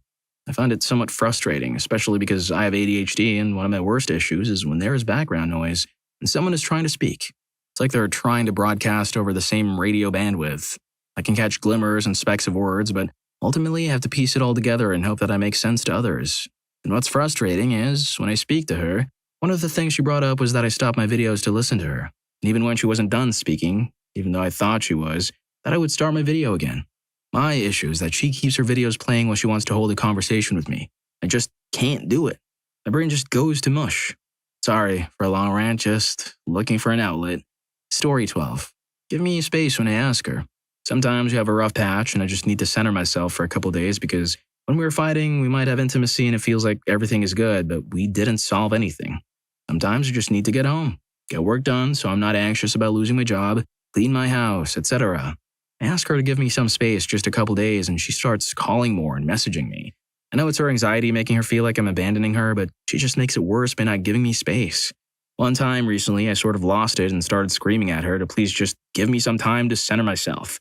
I shouldn't have done that, but it seems she doesn't get it. Sure kept talking and saying it was messed up that I would tell her like that.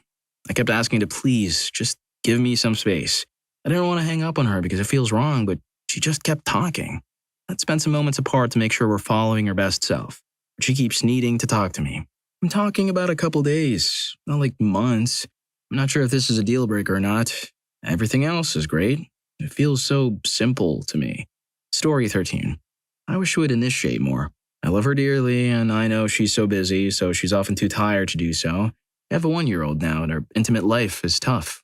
I have to always initiate intimacy, and it's more often like asking her for intimacy that she doesn't want, so it doesn't happen much. She'll agree sometimes, but I don't feel like she's into it as she once was. Once we're in the midst of things, she's usually into it, but I always have to be the dominant one. Just once in a while, I'd like it if she took charge and made the moves. I know being a parent makes it more difficult, but just once in a while would be nice. Story 14.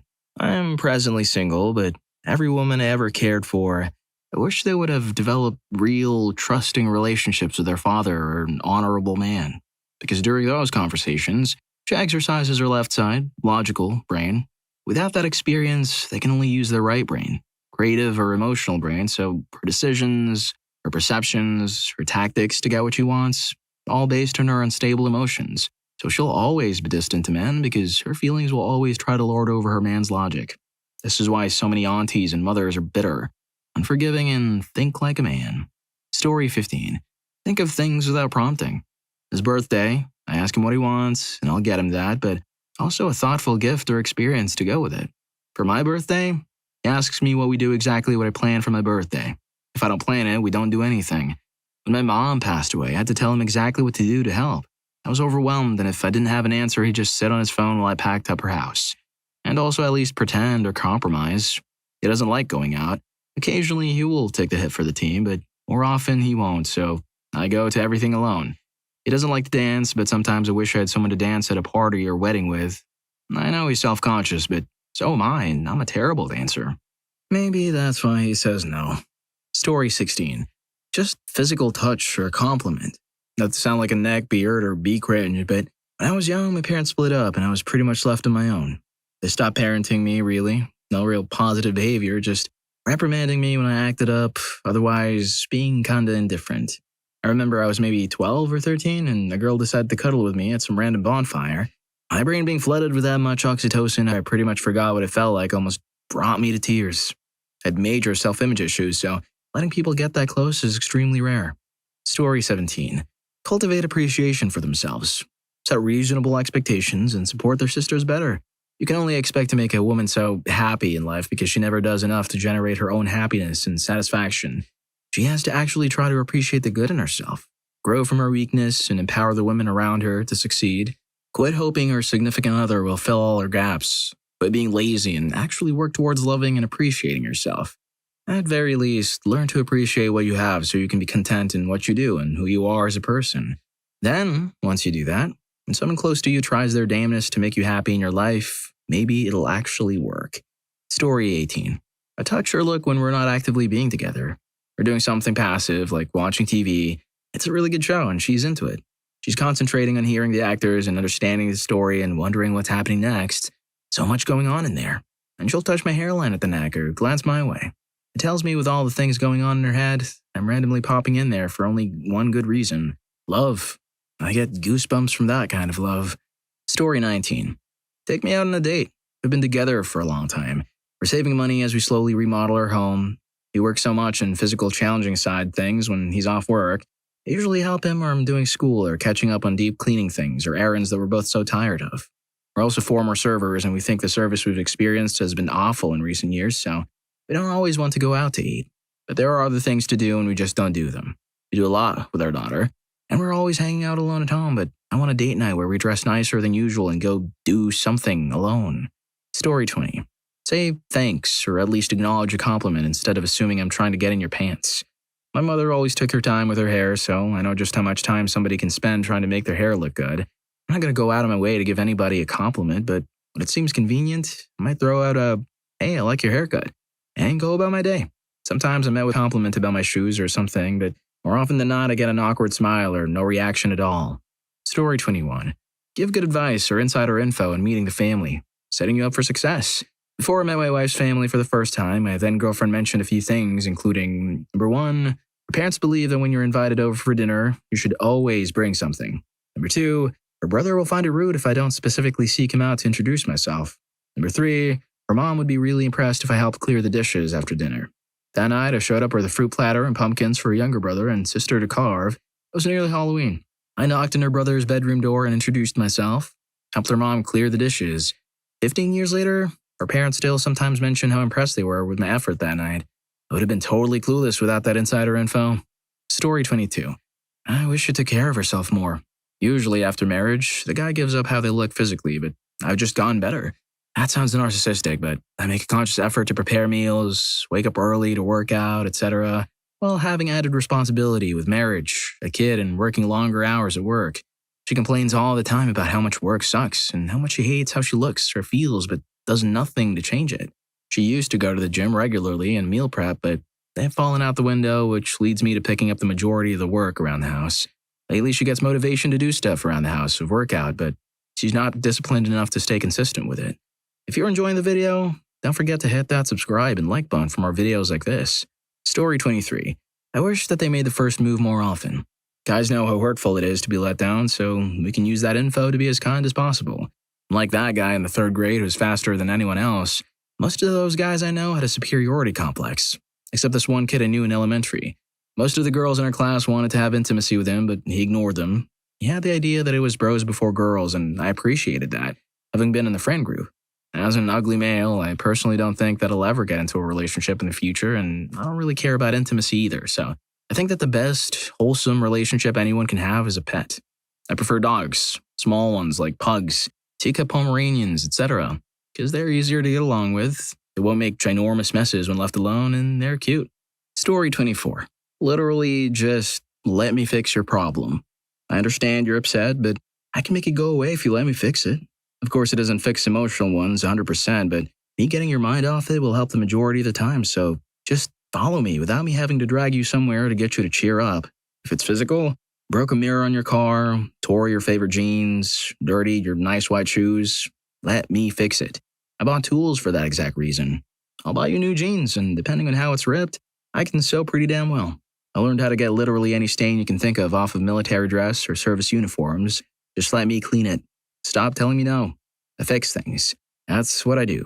I'm Bob the freaking Builder. You won't be upset about it if I fix it. I bet he sings, "Can we fix it? Yes, we can," while wielding a screwdriver. Story 25. I don't understand why it's so impossible to decide on a meal whenever we order out. Like she's expecting every meal to be perfect and hit exactly what she wants, but will provide no context on what she wants to eat. Then I make a unilateral decision, she fights me the whole way, and then is very happy when I bring her Taco Bell. Like, what were we even fighting over? Story 26. Just be cool. I have a lot of friends that happen to be women. We talk, we hang out, they crash on my couch when they come to town. We get lunch together, bake birthday cakes for each other. The list goes on and on. There's no weird tension.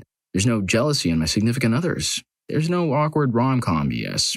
I have a lot of friends and some of them are girls. That's all it's gotta be. From what I understand, this isn't a normal thing for other people. It's not a normal thing in the whole of my friend circle, and that's a damn travesty. A diverse friend group is a wonderful thing, and everyone needs one. Gals, you can hang out with guys outside of dating them. It doesn't need to be awkward, and you don't need to make it awkward by assuming we're laughing at your jokes for anything other than your great sense of humor or praising your achievements for anything other than you having achieved them. This isn't to say that's all on women. We guys make things difficult just as often, if not more so, but the question is directed towards women, and it's a two-way street. Both sides have to move to get to a stellar platonic relationship. Story 27. I know love languages are kind of bunk, but I find them to be kind of useful to generalize her needs. She wants acts of service and physical touch. I provide those, sometimes combined like massages without being asked. Mine are physical touch, which she has recently ramped up on. Thank you, spicy novels she started reading, I guess. But also words of affirmation, which she's so bad at. I need to be told I'm doing well, or I assume I'm doing crap. I make dinner for everyone almost every night, and while other people tend to say I cook better than some restaurant chefs, I almost never hear it from my wife. Or kids, but that's not unexpected. When I get a promotion, she was like, cool, that's awesome. And what I really needed was for her to gush and be like, you deserve it. You work so hard. I'm so proud of you. I've told her a few times that this would really make me feel more wanted and complete, and it's just not how she works. I'm not surprised because in the nearly 20 years I've known her, I've never heard her parents say they're proud of her, that they love her or anything. They never say their feelings out loud, so she never learned it. The one time she went to a therapist, the therapist told her maybe her bad feelings were because of spirits. No joke. I told her that was just bad luck with a crazy lady, but she's uninterested now. Story 28.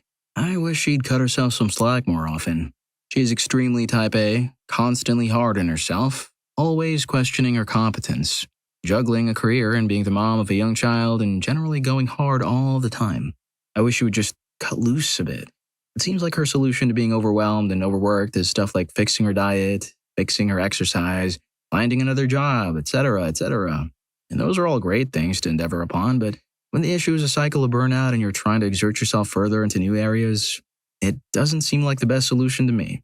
It seems like no matter how much slack I give her, her anxiety will take it up as quickly as possible. Her brain will create crises when there are none. At this point, I'm not sure how else to support her besides what I'm already doing. Story 29. I love it when a woman isn't afraid to break the touch barrier. I'm a large male by most people's standards, so I'm innately afraid of making you uncomfortable, even just by stature. I've been a number of women afraid of the very presence of large males. I don't want to make anybody uncomfortable just by accidental proximity. If she randomly grabs my hand or lays her hand on my shoulder, that makes me very aware of everything about you at the moment. It's a very fun experience, and so completely unexpected when it happens. Having the confirmation that touching is okay opens a whole new world of possibilities for showing interest and communication. Story 30. The one thing I miss about my ex. She had a good way of reading my stress and anxiety levels and bringing me down. One of my favorites was a hot steam towel and shoulder massage. It was just that. Nothing weird about it, but I tell you that it was sexy as hell that she could realize I was struggling and without making me feel embarrassed, take charge and let me recharge. She was also really good with a straight razor shave, which is relaxing as all get out. Even just a squeeze of my hand and letting me know I wasn't alone was just awesome. Mind you, these weren't things I asked for or expected her to do, but her realizing that I needed to shift gears and relax. I always tried to recognize her stress levels and reciprocate, but unfortunately, in other aspects of life, we just weren't good partners. We remained friends for many years afterward, though. Story 31. This is not specific to girls, but it fits. Last Sunday, I got together, safely, with a small group of friends to celebrate Canadian Thanksgiving a day early. I wanted to celebrate my Canadian half. They wanted to celebrate something besides Columbus Day. Win-win. Anyway, during the day, the topic turned to curling. I mentioned it's my favorite Olympic sport and how I stayed up late to watch the U.S. men's team win gold in 2018. I talked about how the winning shot was magnificent, and I was jumping up and down, screaming silently as I watched so as to not wake my wife up. The topic quickly changed because no one cares about curling, really, and I don't blame them. But my one friend spoke up about a minute later and said, "Wow, Symbaholic, that was a great last shot. I just watched it on YouTube. That was awesome." Y'all, I'm a 31-year-old man and I about cried. That was a week ago and I'm holding back tears now. I share a lot of interests with this group of friends, but sports always seems to be just a topic that is just me saying what I want to say till the topic changes. But to have someone see that this was a big deal, take time out of the convo to look into it, then let me know, even in that small way, that they see what I'm saying and they deeply care about what I have to say is huge. I can't put into words how great it made me feel. When your friends share things with you, don't take it for granted. They are sharing a piece of themselves. Story 32. Held the way I hold them. Come up behind me while I'm cooking and hug me. Put my head in their lap and played with my hair while humming or talking softly. Maybe a random backsmack for good measure. Bringing me home a small, thoughtful gift like my favorite snack or a new book. All the things I enjoy doing for a woman I love, I would really appreciate getting in return. Story 33. I remember sitting on the floor playing video games. This one girl wanted to try, so I lifted my hand up so she could grab the controller. She grabs the controller and kneels down behind me, putting arms over me, her chest to my back, with her head to one side of mine. Normally, I'd instantly pull away from this girl or give her suspicious looks, like if she even touched me. I didn't particularly like the girl because she seemed fake to me. But she got me with that one. I was butter in her arms. Story 34. My wife is happy just being around me. I can play video games while she reads a book for hours on end, and we don't have to constantly shower each other with attention and affection every minute of the day. It's been like this since we met, and it's definitely something that I wish the ladies had done more often in my younger years. Story 35. Kiss me passionately. I love kissing. I love when the person desires you and grabs you hard while kissing. I don't mean that we need to end up in the bedroom, but that phase of when you're dating someone and can't stop kissing, for me is endless. But for my partner, is not like that at all. Sometimes I feel like just a roommate because we can spend days without a single kiss. And I live like that? Sure. Because he brings me peace in other ways, and I have adapted. I didn't even think about it until I saw this question. Just a little something I would like more. Story 36.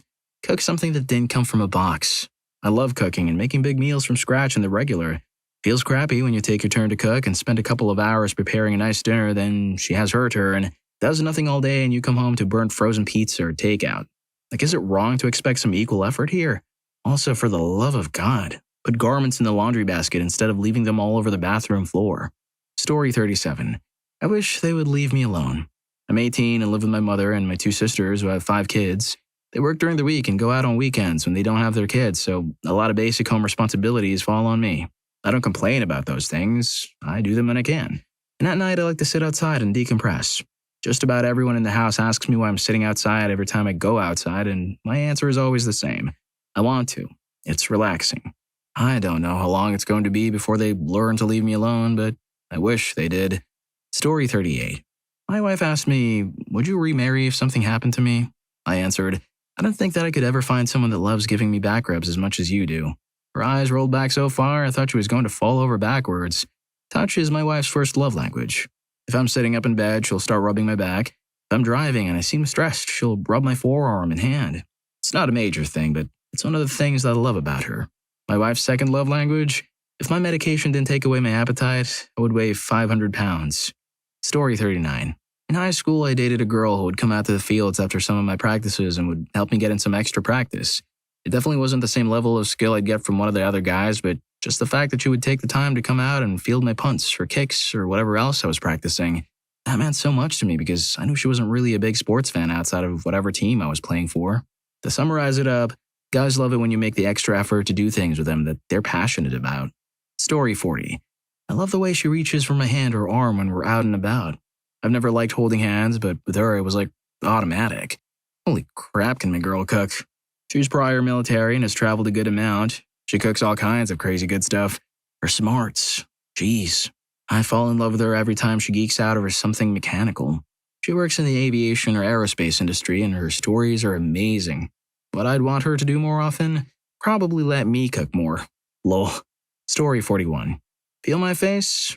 This is a weird thing I enjoy, but ever since I learned about how some blind people will feel some people's faces to get an idea of what they look like, I've really enjoyed when people do this to me. It could be an intimate thing for some people, but it doesn't turn me on. It feels good and it's intimate in a way I like. A different way of seeing someone. Honestly, it's my fault. I haven't brought it up, not even out of embarrassment, but just negligence. What she did to me last night and I'm going to ask her to do it more. Also, clean up her crap, but we're working on it. Story 42. Sometimes it's nice to just get a heartfelt word of appreciation. Something beyond a thank you, but some words with some thought behind them. One time an ex and I got a bit more distant while we were dating. Life just got busy for me and I definitely got kind of distracted and didn't see her much or communicate much for a few weeks. It was largely my bad. That said, she sent me a little card with a note in the mail, basically telling me she missed me and appreciated me. And I was moved by that gesture. I still think about it from time to time. It was unexpected, but just so nice and definitely snapped me out of my funk. Story 43. Throw something in the trash can. It's literally 2 feet to the left of the countertop you just placed it on. Or we can work on making sure no trash goes in the sink. When our countertop is no space, the trash ends up in the sink. And I'm not talking like garbage disposal appropriate sink trash. I'm talking about plastic wraps and chip bags and styrofoam cups. Not to mention all the dishes that, for some reason, only I know how to put in the dishwasher, kick it off, and then put it up. We're both slobs, but my thing is, I don't want to fold laundry. I work from home so I can handle looking kind of messy. I can live out of a laundry basket. Her thing is just literally everything else. She says she has ADHD, and I believe her, and I don't push too hard when something needs to get done, but come on. The trash can is right there. Story 44. My now girlfriend, who was traveling with me once in a metro on the way to a festival I was playing at, fixed my shirt collar while we were standing in the center of the compartment. The pride and the look on my face when she did that, it just felt so genuine. That someone cares how I look. Someone cares if my shirt collar is folded over itself wrong. I think that was one of the moments that I fell for her. Story 45. I got invited to a date where the girl took the lead, bought the beer, planned the route to show me a romantic spot, and carried the conversation mostly. She just came up to me and asked me. We worked together. Everything seemed to be a spontaneous decision, but I could tell that she planned it beforehand. It was one of the best and most relaxing dates I ever had. Story 46. If I had to pick one thing, I'd probably say be more physical with me, especially in a relationship. Everything doesn't have to be intimate, but we sit down together, grab my hand. If we're watching a movie and you don't want to snuggle, put your leg on me. Random kisses on the cheek from time to time. Hugs from behind are actually nice. Story 47. On one side, I'd say gaming, as I think it will help to be less male-dominated. On the other side, I've played video games with multiple girls now who all turned out to be at least 10 times more toxic than the guys I play with. So I'll just make it broader and say create hobbies. I think that's advice for people in general, but I hate those bios on, for example, Tinder where girls say, I like to party, travel, and watch Netflix. It's really boring and uninteresting. Do you really not care about anything else? A sport or making music or whatever? Story 48. Give hugs and supportive words when you're nervous. One time I was about to go on stage for a piano recital and my girlfriend said, good luck, you'll do great, and gave me a hug. Felt so good at that moment. I didn't want that hug to ever end, and I went up on stage and I nailed that song. And it feels good and it's a real confidence boost, at least for me. Story 49. Chiming in unasked. I'm a woman, and long ago I discovered that men, on the whole, receive compliments so rarely that they are basically compliment-starved. So I make a point of telling everyone, men and women, if I think something positive. I am aware that this can backfire, but it's possible to make a compliment very clearly not flirtatious. Simply enthusiastic appreciation. Story 50. Compliments. Sometimes we do dress up for no reason other than it makes us feel good and maybe seek some attention. It always makes my day when someone, be it my fiance, siblings, friends, or even the old lady at the liquor store, that has happened, pays me a compliment even though I have no idea how to react when I get a compliment. Story 51. Cute stuff. I like waking up to good morning texts too. I like being told, you look nice today. I wish I got gifts from my girl sent to my work. Come up and hug me from behind for a change, please. I swear it might be because my age group is barely out of college, but the girls around my age have no idea how to treat a man properly. Story 52. A real compliment. I'm in a relationship where I basically get harped on, despite the fact that I do the majority of the chores and pay for her car, as well as my share of the rent. Her friend is going through a rough time, so has been staying with us for several months, so now I'm getting harped on by 2 women while carrying more than my fair share of expenses. I give lots of compliments, but rarely get any in return. Story 53. Talking. That's all. You don't have to talk about anything personal or private or important. Any random topic will do. Living in near permanent silence, bit of an exaggeration, I know, is crushing and very lonely. I'd give anything to be able to strike up a conversation, but until I can improve my confidence levels and self-esteem, a bit of help would be greatly appreciated. Sometimes it seems that even my female friends would prefer to sit in silence rather than have a chat, and I won't lie, it can be hurtful. Not that I think that they're doing it on purpose, it's just the way I perceive things. But yeah, just a chat will do. Instead of red flags, what are some green flags which signal that you're in a positive, healthy, and long-lasting relationship with your significant other? Productive anger. My wife sat me down and let me know in no uncertain terms that she was unbelievably angry with me and my behavior, but then calmly told me that she would support me if I chose to deal with my issues. And that is the reason why I'm not yet gone from alcoholism. My wife literally saved my life by letting me know she would be leaving unless I dealt with my fixation, and then she helped me get treatment and supported me in kicking a fixation that caused me to gain 25 kilograms and pretty much destroyed my health. Story 2. We always say thank you and try to acknowledge the little things we do to help each other out, like chores. We listen to each other. We never call each other names. Like, I'll never call him an a-hole, but I'll tell him if what he did was crappy, so I'm addressing the behavior and not him as a person in the whole. We make each other laugh like crazy with our weird mutual sense of humor. I'm really lucky to have him, and I never try to take it for granted. Story 3.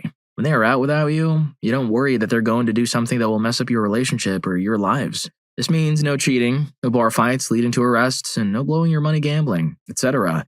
You also aren't wondering what their being out without you means for your relationship. You just hope they're having a nice time.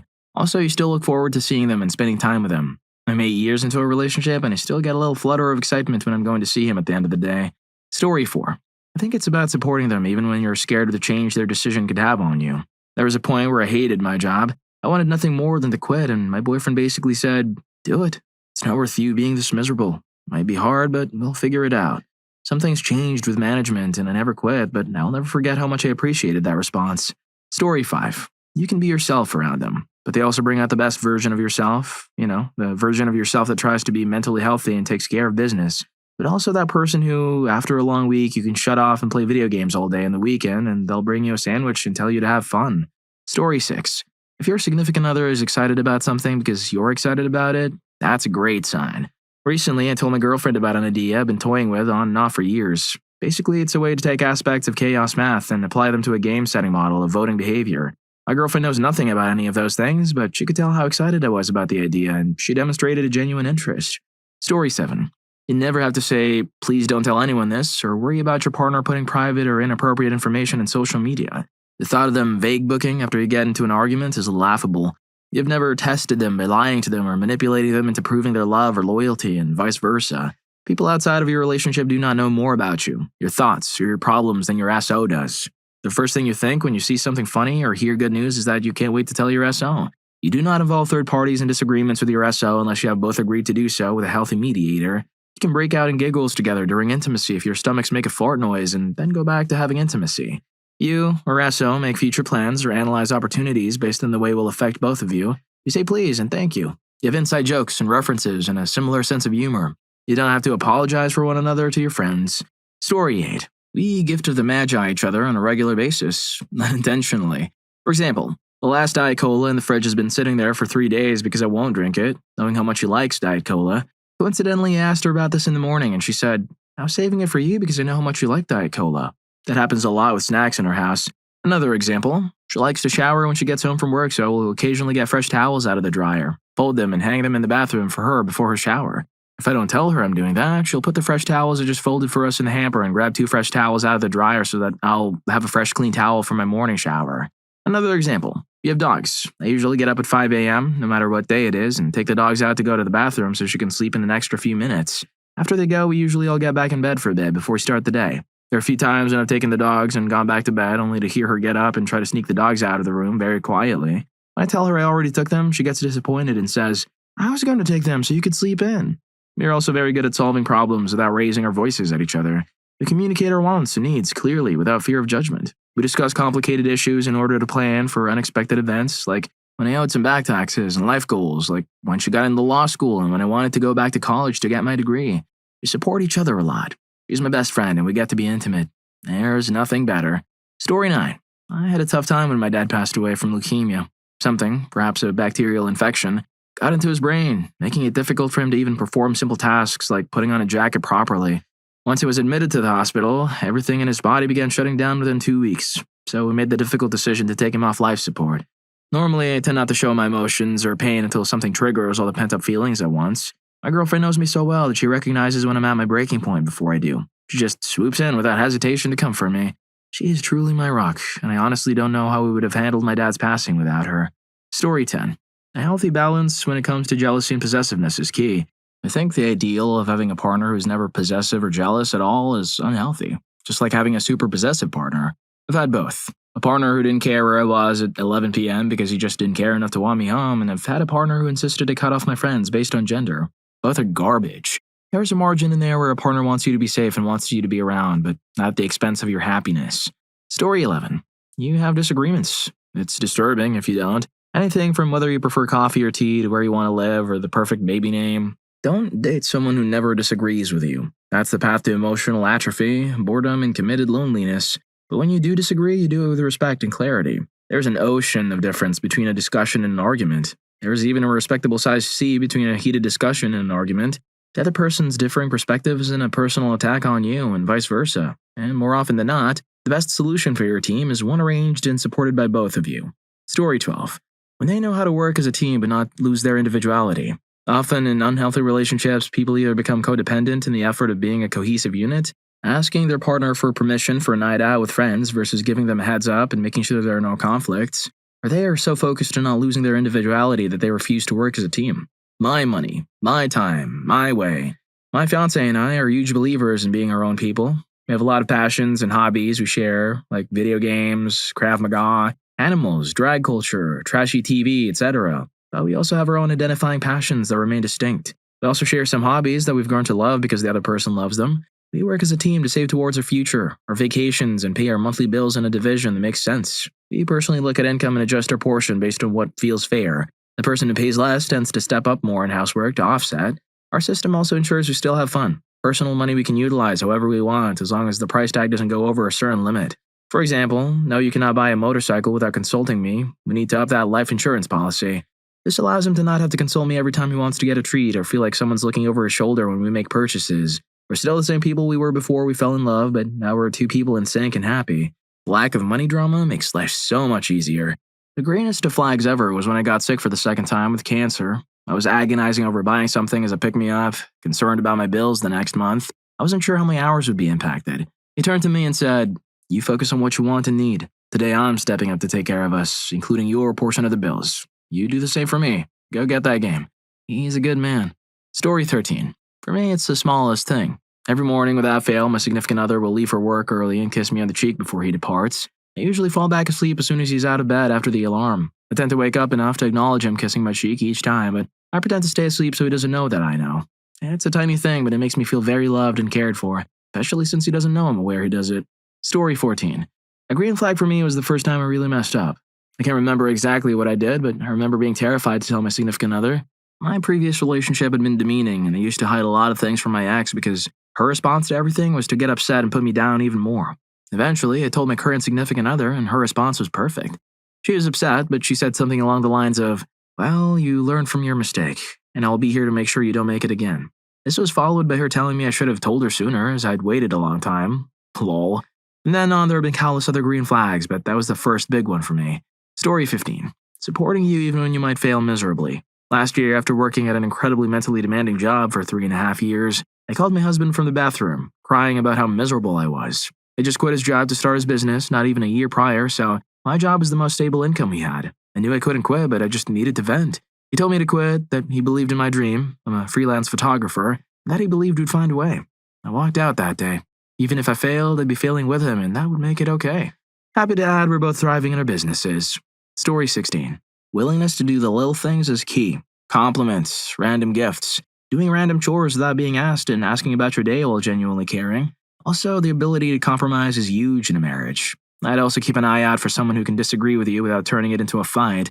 The ability to disagree with your partner without feeling the need to convince them that you're right or rubbing it in their face when you are is immense. If they feel like you're just going to throw it back at them when you get your told you so moment, they're going to be unwilling to talk about differences entirely. That'll lead to festering resentment in the relationship, which never turns out well. The last bit is a rare quality, and if you find someone capable of arguing like Mr. Rogers did with his wife, you've got to keep her. Slap a ring on that. Good advice all around is for both parties in a relationship to behave as though Mr. Rogers is in the room and you disagree with each other.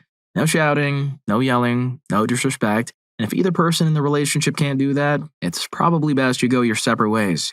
Consider this type of response. "I'm sorry, we can't agree on this, but I love you and we'll figure it out. How about we go get dinner and table it for right now and try to think of new solutions before we revisit this?" A good partner should make you better in all ways. If they or you are holding them back at all, it's probably not meant to be. My wife and I are like two puzzle pieces. We fill in for each other's weaknesses. When you have a good partner, you don't have weaknesses anymore because they cover for your dump stats. Don't compete with one another either. In a marriage, you share both failings and successes. A win for your partner is a win for you. Jealousy has no place in a household. Story 17. Compromise is essential, no matter the argument. You can both reach an agreeable outcome that ensure both parties' happiness.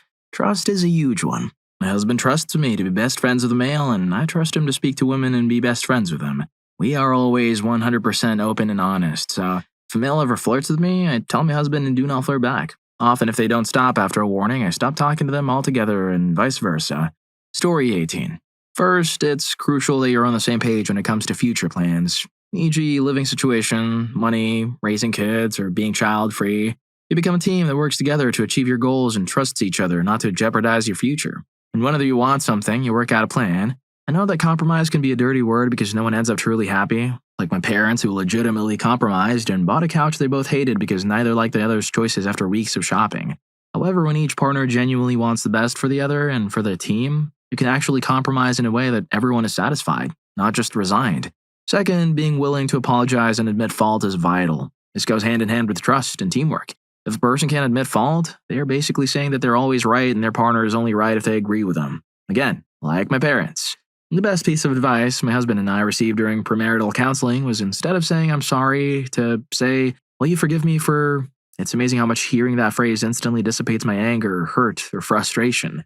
Story 19. And they show an interest in what you do and vice versa. If you say, oh honey, look, it's a bird. It's so big and red. And he comes over and says, wow, that is a big bird. That's good. If he says, that's cool, and looks at his phone, that's unsupportive. It works in reverse, too. If he sees a funny meme and says, hey, look at this funny meme, then she should look at it and read it instead of saying, memes are so stupid, I don't care about those. Taking an active interest in your partner's interests is a really good sign of a long-lasting relationship. Story 20. There are no mind games, no threats to leave or hurt the other when things get tough. You don't treat or get treated like you're not enough. You both openly trust each other and can be honest without harsh judgment. The relationship flows easily with no force or second thoughts. You can feel an equal amount of love from you and to you. You both prove rather than just say. You both have similar long-term life goals like marriage and kids. You truly care about each other's happiness, and that's where compromise becomes an important part of a lasting relationship, just as much as communication. Finally, you have to show your worst traits. They've done the same, and you both respectfully work through them to be the best version of yourselves possible to ensure a strong relationship and life together. Happiness isn't going to be a constant feeling, but a strong foundation will be able to take on any cracks or bumps life will put there, so your happiness becomes an overall achievement. Story 21. There was this story I read on here a few years back where this guy had a case of explosive stomachache while stuck in, maybe Boston, or was it Austin? Gridlock traffic. His new 10 out of 10 girlfriend was also stuck with him in the car. He ended up having to poop in the back seat, like in a towel or something, and she stayed right there with him, offering encouragement through the horrible smell. She stayed with him, and he used this experience as how he knew she was the one. Story 22. I truly don't like being away from my husband. I would always rather stay at home with him than go on a girls' weekend or out with friends. I enjoy his company more than anything. Plus, he works 60-plus hours a week, so I have to soak up his presence while I can. Even though he works a ton, he's always doing things around the house for me without saying a word. I go do the dishes after dinner and discover that he's already unloaded the dishwasher. I'll open the fridge to see he's cleaned it out without me noticing. Washed, dried, folded, and put away 4 loads of laundry last weekend without a word. And last but not least, no fighting. Obviously, we have disagreements about things every once in a while, but there's no screaming, no mean names, no pouting, nor ignoring each other. You can avoid being annoyed sometimes, but it's important to always treat each other with respect. I got so lucky, truthfully. He's a keeper. Story 23. In a not-so-good relationship, the participants will constantly be looking to rationalize their own positions to strengthen them against the other. In a great relationship, the participants will undercut their own positions in order to accommodate and support the others. This isn't generally an immediate thing that happens, but comes with time and maturity. I've been with my wife since we were 15, and I've lived both ways. The first way is otherwise known as selfishness, and it's deceivingly unsatisfying. The second way is how to build a life together, and it results in a feeling of wholeness. It's all about absolute acceptance.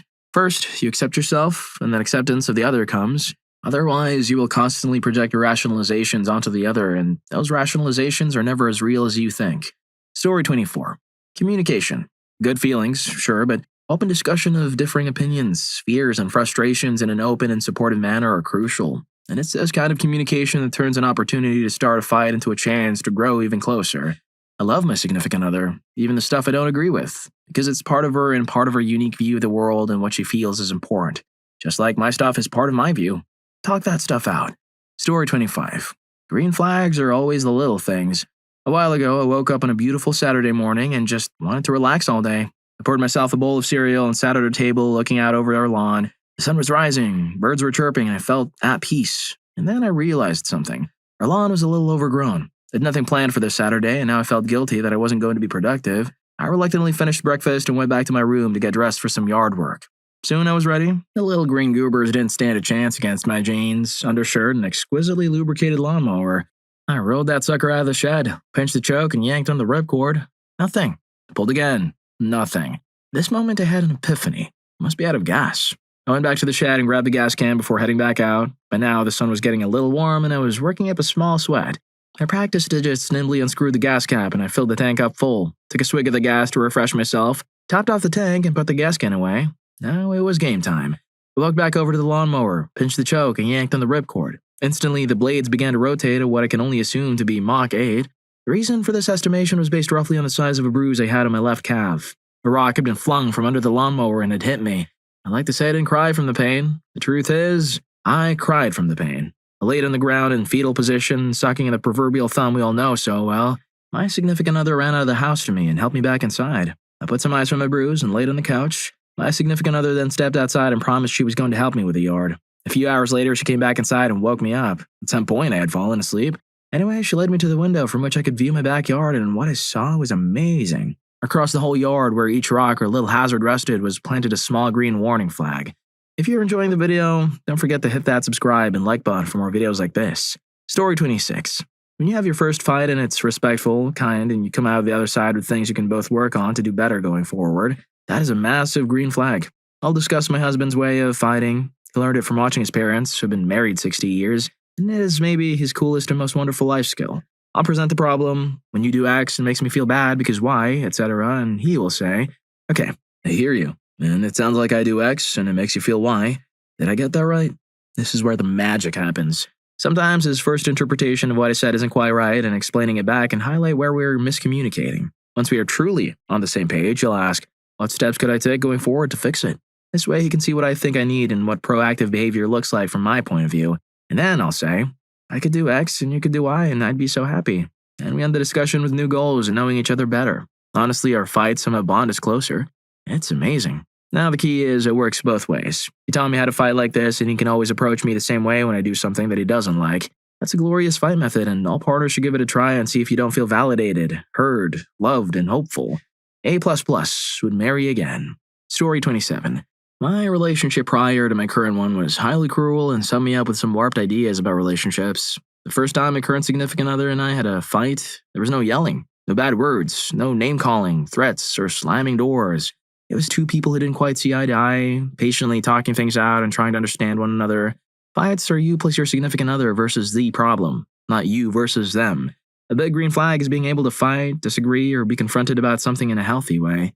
Story 28. One of my favorite spouse stories is all about being supportive. I ran a music festival with a bandmate for a few years. At one show, my bandmate, a friend, and I were talking. Friend, man, so many good bands. It was tough to pick which show I wanted to go to because the missus wasn't keen on me going to all three. Bandmate, yeah, the only reason I could get away with going to all three was because I'm organizing it. Me, yeah, my wife was pretty upset that she couldn't come to all three shows, with an exasperated eye roll. I couldn't understand why someone would be so upset about their significant other going to a couple of shows. No kids, no family in town, just an issue with them being out 3 nights in a row. And I couldn't understand why someone would want to be with someone who took issue with something like that. Of course, sometimes the missus' support is tough in the wallet. Me, oh man, this guitar is so pretty. Her, so buy it. Me, but money. Her, pfft, another eye roll. Story 29. For backstory, I was a serial cheater for several years of my life. After being essayed as a child and watching my parents' relationship crumble before my eyes, I had a terrible perception of what healthy relationships and healthy intimacy were. I will always regret what I did, and right now, I'm in a much better place after several months of therapy and terminating toxic aspects of my life. I have people in my life who throw the fact that I cheated in the past in my face repeatedly throughout my day or week. The significant other I have now told me that if I'm better now and I don't do those things anymore, there's no point in bringing it up repeatedly. He trusts me, respects me, and wants the best for me. Therefore, to have someone who is able to look past your flaws and your mistakes, is able to say they still give a crap about you, is overwhelmingly gratifying and validating. I would not trade him for the world. Story 30. Small, constant signs of affection are incredibly important. Sometimes it's showing them a picture you know they'll like, or grabbing an extra snack for them when you hit the grocery store, or reminding them to set their alarm for something you know they don't want to miss. These are little things that show you're thinking about their happiness even when you're not together. Effective communication is also key. If you can negotiate and make decisions you're both happy with without it melting down into a fight, or if you can come together and remind each other that you still love one another and work towards reconciling after a disagreement, that's a sign of a strong relationship. A healthy relationship also means you can coexist without constantly participating in the same activity. You should be able to enjoy separate activities with other people and share your stories later without feeling lonely, worried about their behavior, or suspicious. Finally, the ability to fairly and regularly trade off who is the caregiver and who's the receiver is wonderful. Everyone likes to be taken care of sometimes, and knowing when to make that exchange is crucial. It doesn't have to be instinctive. You should be comfortable communicating your needs back and forth. Story 31. When you are looking for ways to receive their love because it's something that's freely given, you know their love is unwavering, but you still strive to be worthy of it, not out of insecurity, but out of gratitude. You can argue productively and trust that the other person will listen and ultimately wants to find a solution with you. You can disagree in ways that don't make you lose respect for one another. There's someone you always want to share your best news and worst news with. They fuel the best parts of you. You factor each other's thoughts, feelings, and likes or dislikes into how you approach various things you'll share. It may not be constant. It could be small, and you may not even mean to, but you find considerate ways to make a place for them beside you, because they're the ones you want to experience things with. You enjoy the small successes, you simply have fun with each other, and your interactions are the main source of the fun you share together. I'd personally say that being able to make each other laugh is essential, but I don't know how true that is for everyone. Story 32. When you go out, they message you just to check in, make sure everything is safe, or see if you'll be getting back early enough that they should stay up, but they don't get all jealous about you being out without them. When you go out without them, they shouldn't get all, "Who are you with? What did you do? Were there any girls there? Were the girls pretty? Did any of them flirt with you?" And if you answer any of these questions wrong, they go, "No, everything's fine. I trust you." Getting a few texts to make sure that I get home safe is great. That makes me happy that you're thinking about me. Giving me the third degree when all I want to do is go out with my friends to a bar and watch a game that you're not interested in isn't healthy. Story 33. I met a significant other at a local nerd convention that came into town to film with her for my friend. He was there raising money for a children's hospital and asked me after the convention if we could hang out. He made time to see me that night after a family function. We went and saw a stupid but cute movie with friends, and I cried during a sad scene and he didn't make fun of me. It was casual, interesting to talk to, and my best friend could tell that there was just something there. He's still one of the most altruistic and caring people I know. There's obviously a lot more, but he has a lot of green flags. We just fit well together, and I love him a lot. We're getting married next year. Story 34. About 6 months into our relationship, she asked me to grab something from her closet. On the inside of her closet door, I saw 3 guys' names scribbled in pencil. Okay, sounds like a red flag so far, but read on. The names were Mark McGuire, Pedro Martinez, Brett Boone. Context, I live in Ireland, and baseball isn't a big thing here. Back in 2001, I was kind of into baseball. It was shown late at night here and helped with insomnia. So it seemed that my significant other, now wife, was taking notes when I was chatting about baseball and trying to get into some of my interests. When I saw the names, I was like, what the hell? In a good way. She just said, I want to like the things that you like. FYI, we moved to Boston, MA in 2002. I proposed to her in Boston Common after we watched the Red Sox at Fenway. We married in 2008 back here in Ireland, and we celebrate our 10th wedding anniversary next month. Story 35. I'd say there are a few key signs of a healthy relationship. Completion. It's not necessarily about opposites attract, but rather that they awaken characteristics in you that you don't fully express without them. Security. When your relationship is so strong that you transcend insecurity, that's a massive tick in the green flag column. The little things. Always taking time to do small things to improve each other's day. This could be making breakfast, letting them pick what to watch, or even just a comforting touch when you pass by. Unity. Functioning as a cohesive unit, a team, rather than 2 separate individuals. Individualism, in a different context from unity, it's being comfortable doing things independently of each other. And what I consider the ultimate mark of a healthy relationship, silence. Just being able to sit in comfortable, happy silence. The reassurance of being in each other's company without direct interaction. Story 36. When you realize that both of you actively work to make the other person's life easier and more pleasant, we both had several relationships and eventually both had a failed marriage because they were all one-sided. One person in the relationship always seemed to be doing more work. With us, we both seem to work just as hard to make each other happy. For example, on Saturday mornings, he always lets me sleep in and then makes me my favorite breakfast without fail. Every weekday morning, I make sure I wake up early to ensure his coffee is brewing and ready when he gets out of the shower. He saw me hating life in a 2-bedroom apartment with 2 kids. I make more money, but the deposit structure in our section of the world is outrageous. He had a big cash stockpile and perfect credit. He bought us a huge house. I don't pay the mortgage because I know he values having savings, and he spent a huge chunk of it to give me this priceless gift. But now he gets to build up his savings, and I get the space and security I wanted. That active want and need to make each other's lives better makes this relationship one of the healthiest and happiest I've ever been in. Story 37. Consistent, honest, and enjoyable communication is key. By consistent, I mean I never have to worry if he's upset with me because I'd know if he was. By honest, I mean even if it could hurt me, he'd tell me because I'd want to know. By enjoyable, I mean I genuinely want to talk to him first when something happens and I want to know about his day and the things that occurred. Another green flag is that I feel completely safe conveying my emotions and problems to him, even if they're about him. Previous relationships left me feeling drained and tired and like I was too much because I'm a very emotional, sensitive, and feely person. He's the only person who I feel has handled me with grace and given me comfort the way I needed it. My mom always told me if I couldn't wholeheartedly tell my partner what I needed from them to feel loved, without having to second guess it, I wasn't the right one. Now I know I'm the right one. Story 38. If either of us does something that annoys the other, we talk about it or argue. Arguing isn't unhealthy as long as it's constructive and respectful and done in private. Also, we don't blame each other for things to our friends. For example, my significant other and I had plans, but her friend came to town for a few days. She forgot we had plans and arranged to see her friend. I got a bit annoyed, spoke to her, and reminded her of her plans. She then explained to her friend that she'd forgotten about other plans, and they hung out the next day instead. I was with my ex-wife for years, and she was the complete opposite of this. Everything was my fault, and I was consistently put at the back of her list of priorities. Wow, it's nice to be with someone who treats me as well as I try to treat them.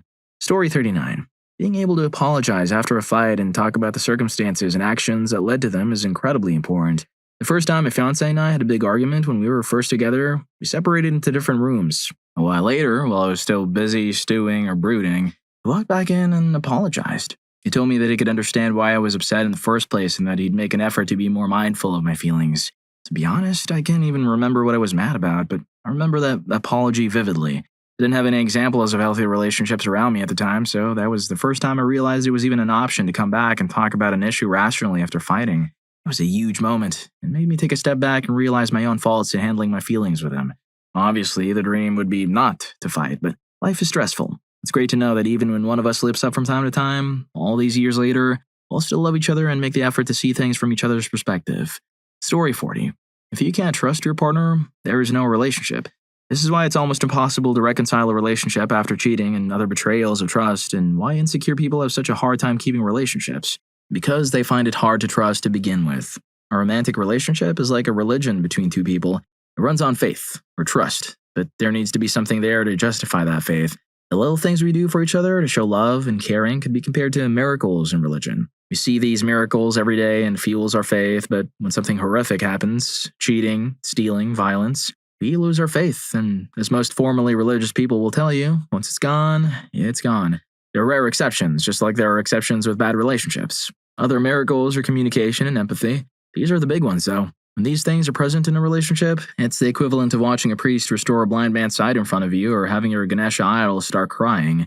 Big miracles. When these things stop in a relationship, it's like finding out these miracles were hoaxes. It weakens your faith.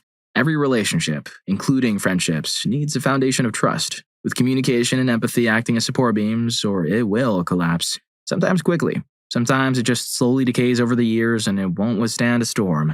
It seems so common knowledge, but you'd be surprised how many relationships start based on lies and how many people try to make it work, even though they just cannot trust their partner. They end up wasting years, full of stress and anxiety, before they finally realize it's not fixable. Story 41. It's the little things, like when she pretends to like Star Wars, comic book movies, and other nerd stuff that she had no idea existed until she met me. It's when she knows all the Spurs players by sight and can sing the Del Alli song, even though she hates football. It's when she buys me a Danish without me asking because she knows I love pastries. The clincher was when we were walking down the street and a girl with massive melons was walking the other way. She knows I have a melon fixation, but I kept my mouth shut. As we passed, she looked at me and said, "That girl's melons were massive. I'm surprised you didn't check them out." We'd only been going out for a few months then, but that was it for me. 4.5 years later, I'm going to propose in 3 weeks when we're on holiday. Story 42. Just got married after being together for 4 years, so hopefully I'm answering this one right. They want you to be your own person. They enjoy spending time with you and you look forward to being with them, but they also encourage you to go out and work, make friends, have interests, etc. You're happy when you come home and tell them what you've been up to, and you feel the same way about them. My wife and I have different hobbies, so we each go out to do our own thing some nights, and that's okay. If we have a kid, we'll have to do some alternating or look into a regular sitter, but right now it works well. I love her, but I know that we'll drive each other up the wall if we're the only companionship outside of work that each one of us gets. It's a form of showing respect. They respect you as a person, and you respect them as a person. You do things to make the other person's life easier because you like them and like seeing them happy. They do the same for you. If you're living together, when one person is sick, the other picks up the slack. No one gets stuck with too many of the household chores. This is something that many men are still really bad about, and I've seen too many posts about, if you screw up the laundry bad enough, you'll never have to do it again. Which sounds like a badly written, angsty teenage boy.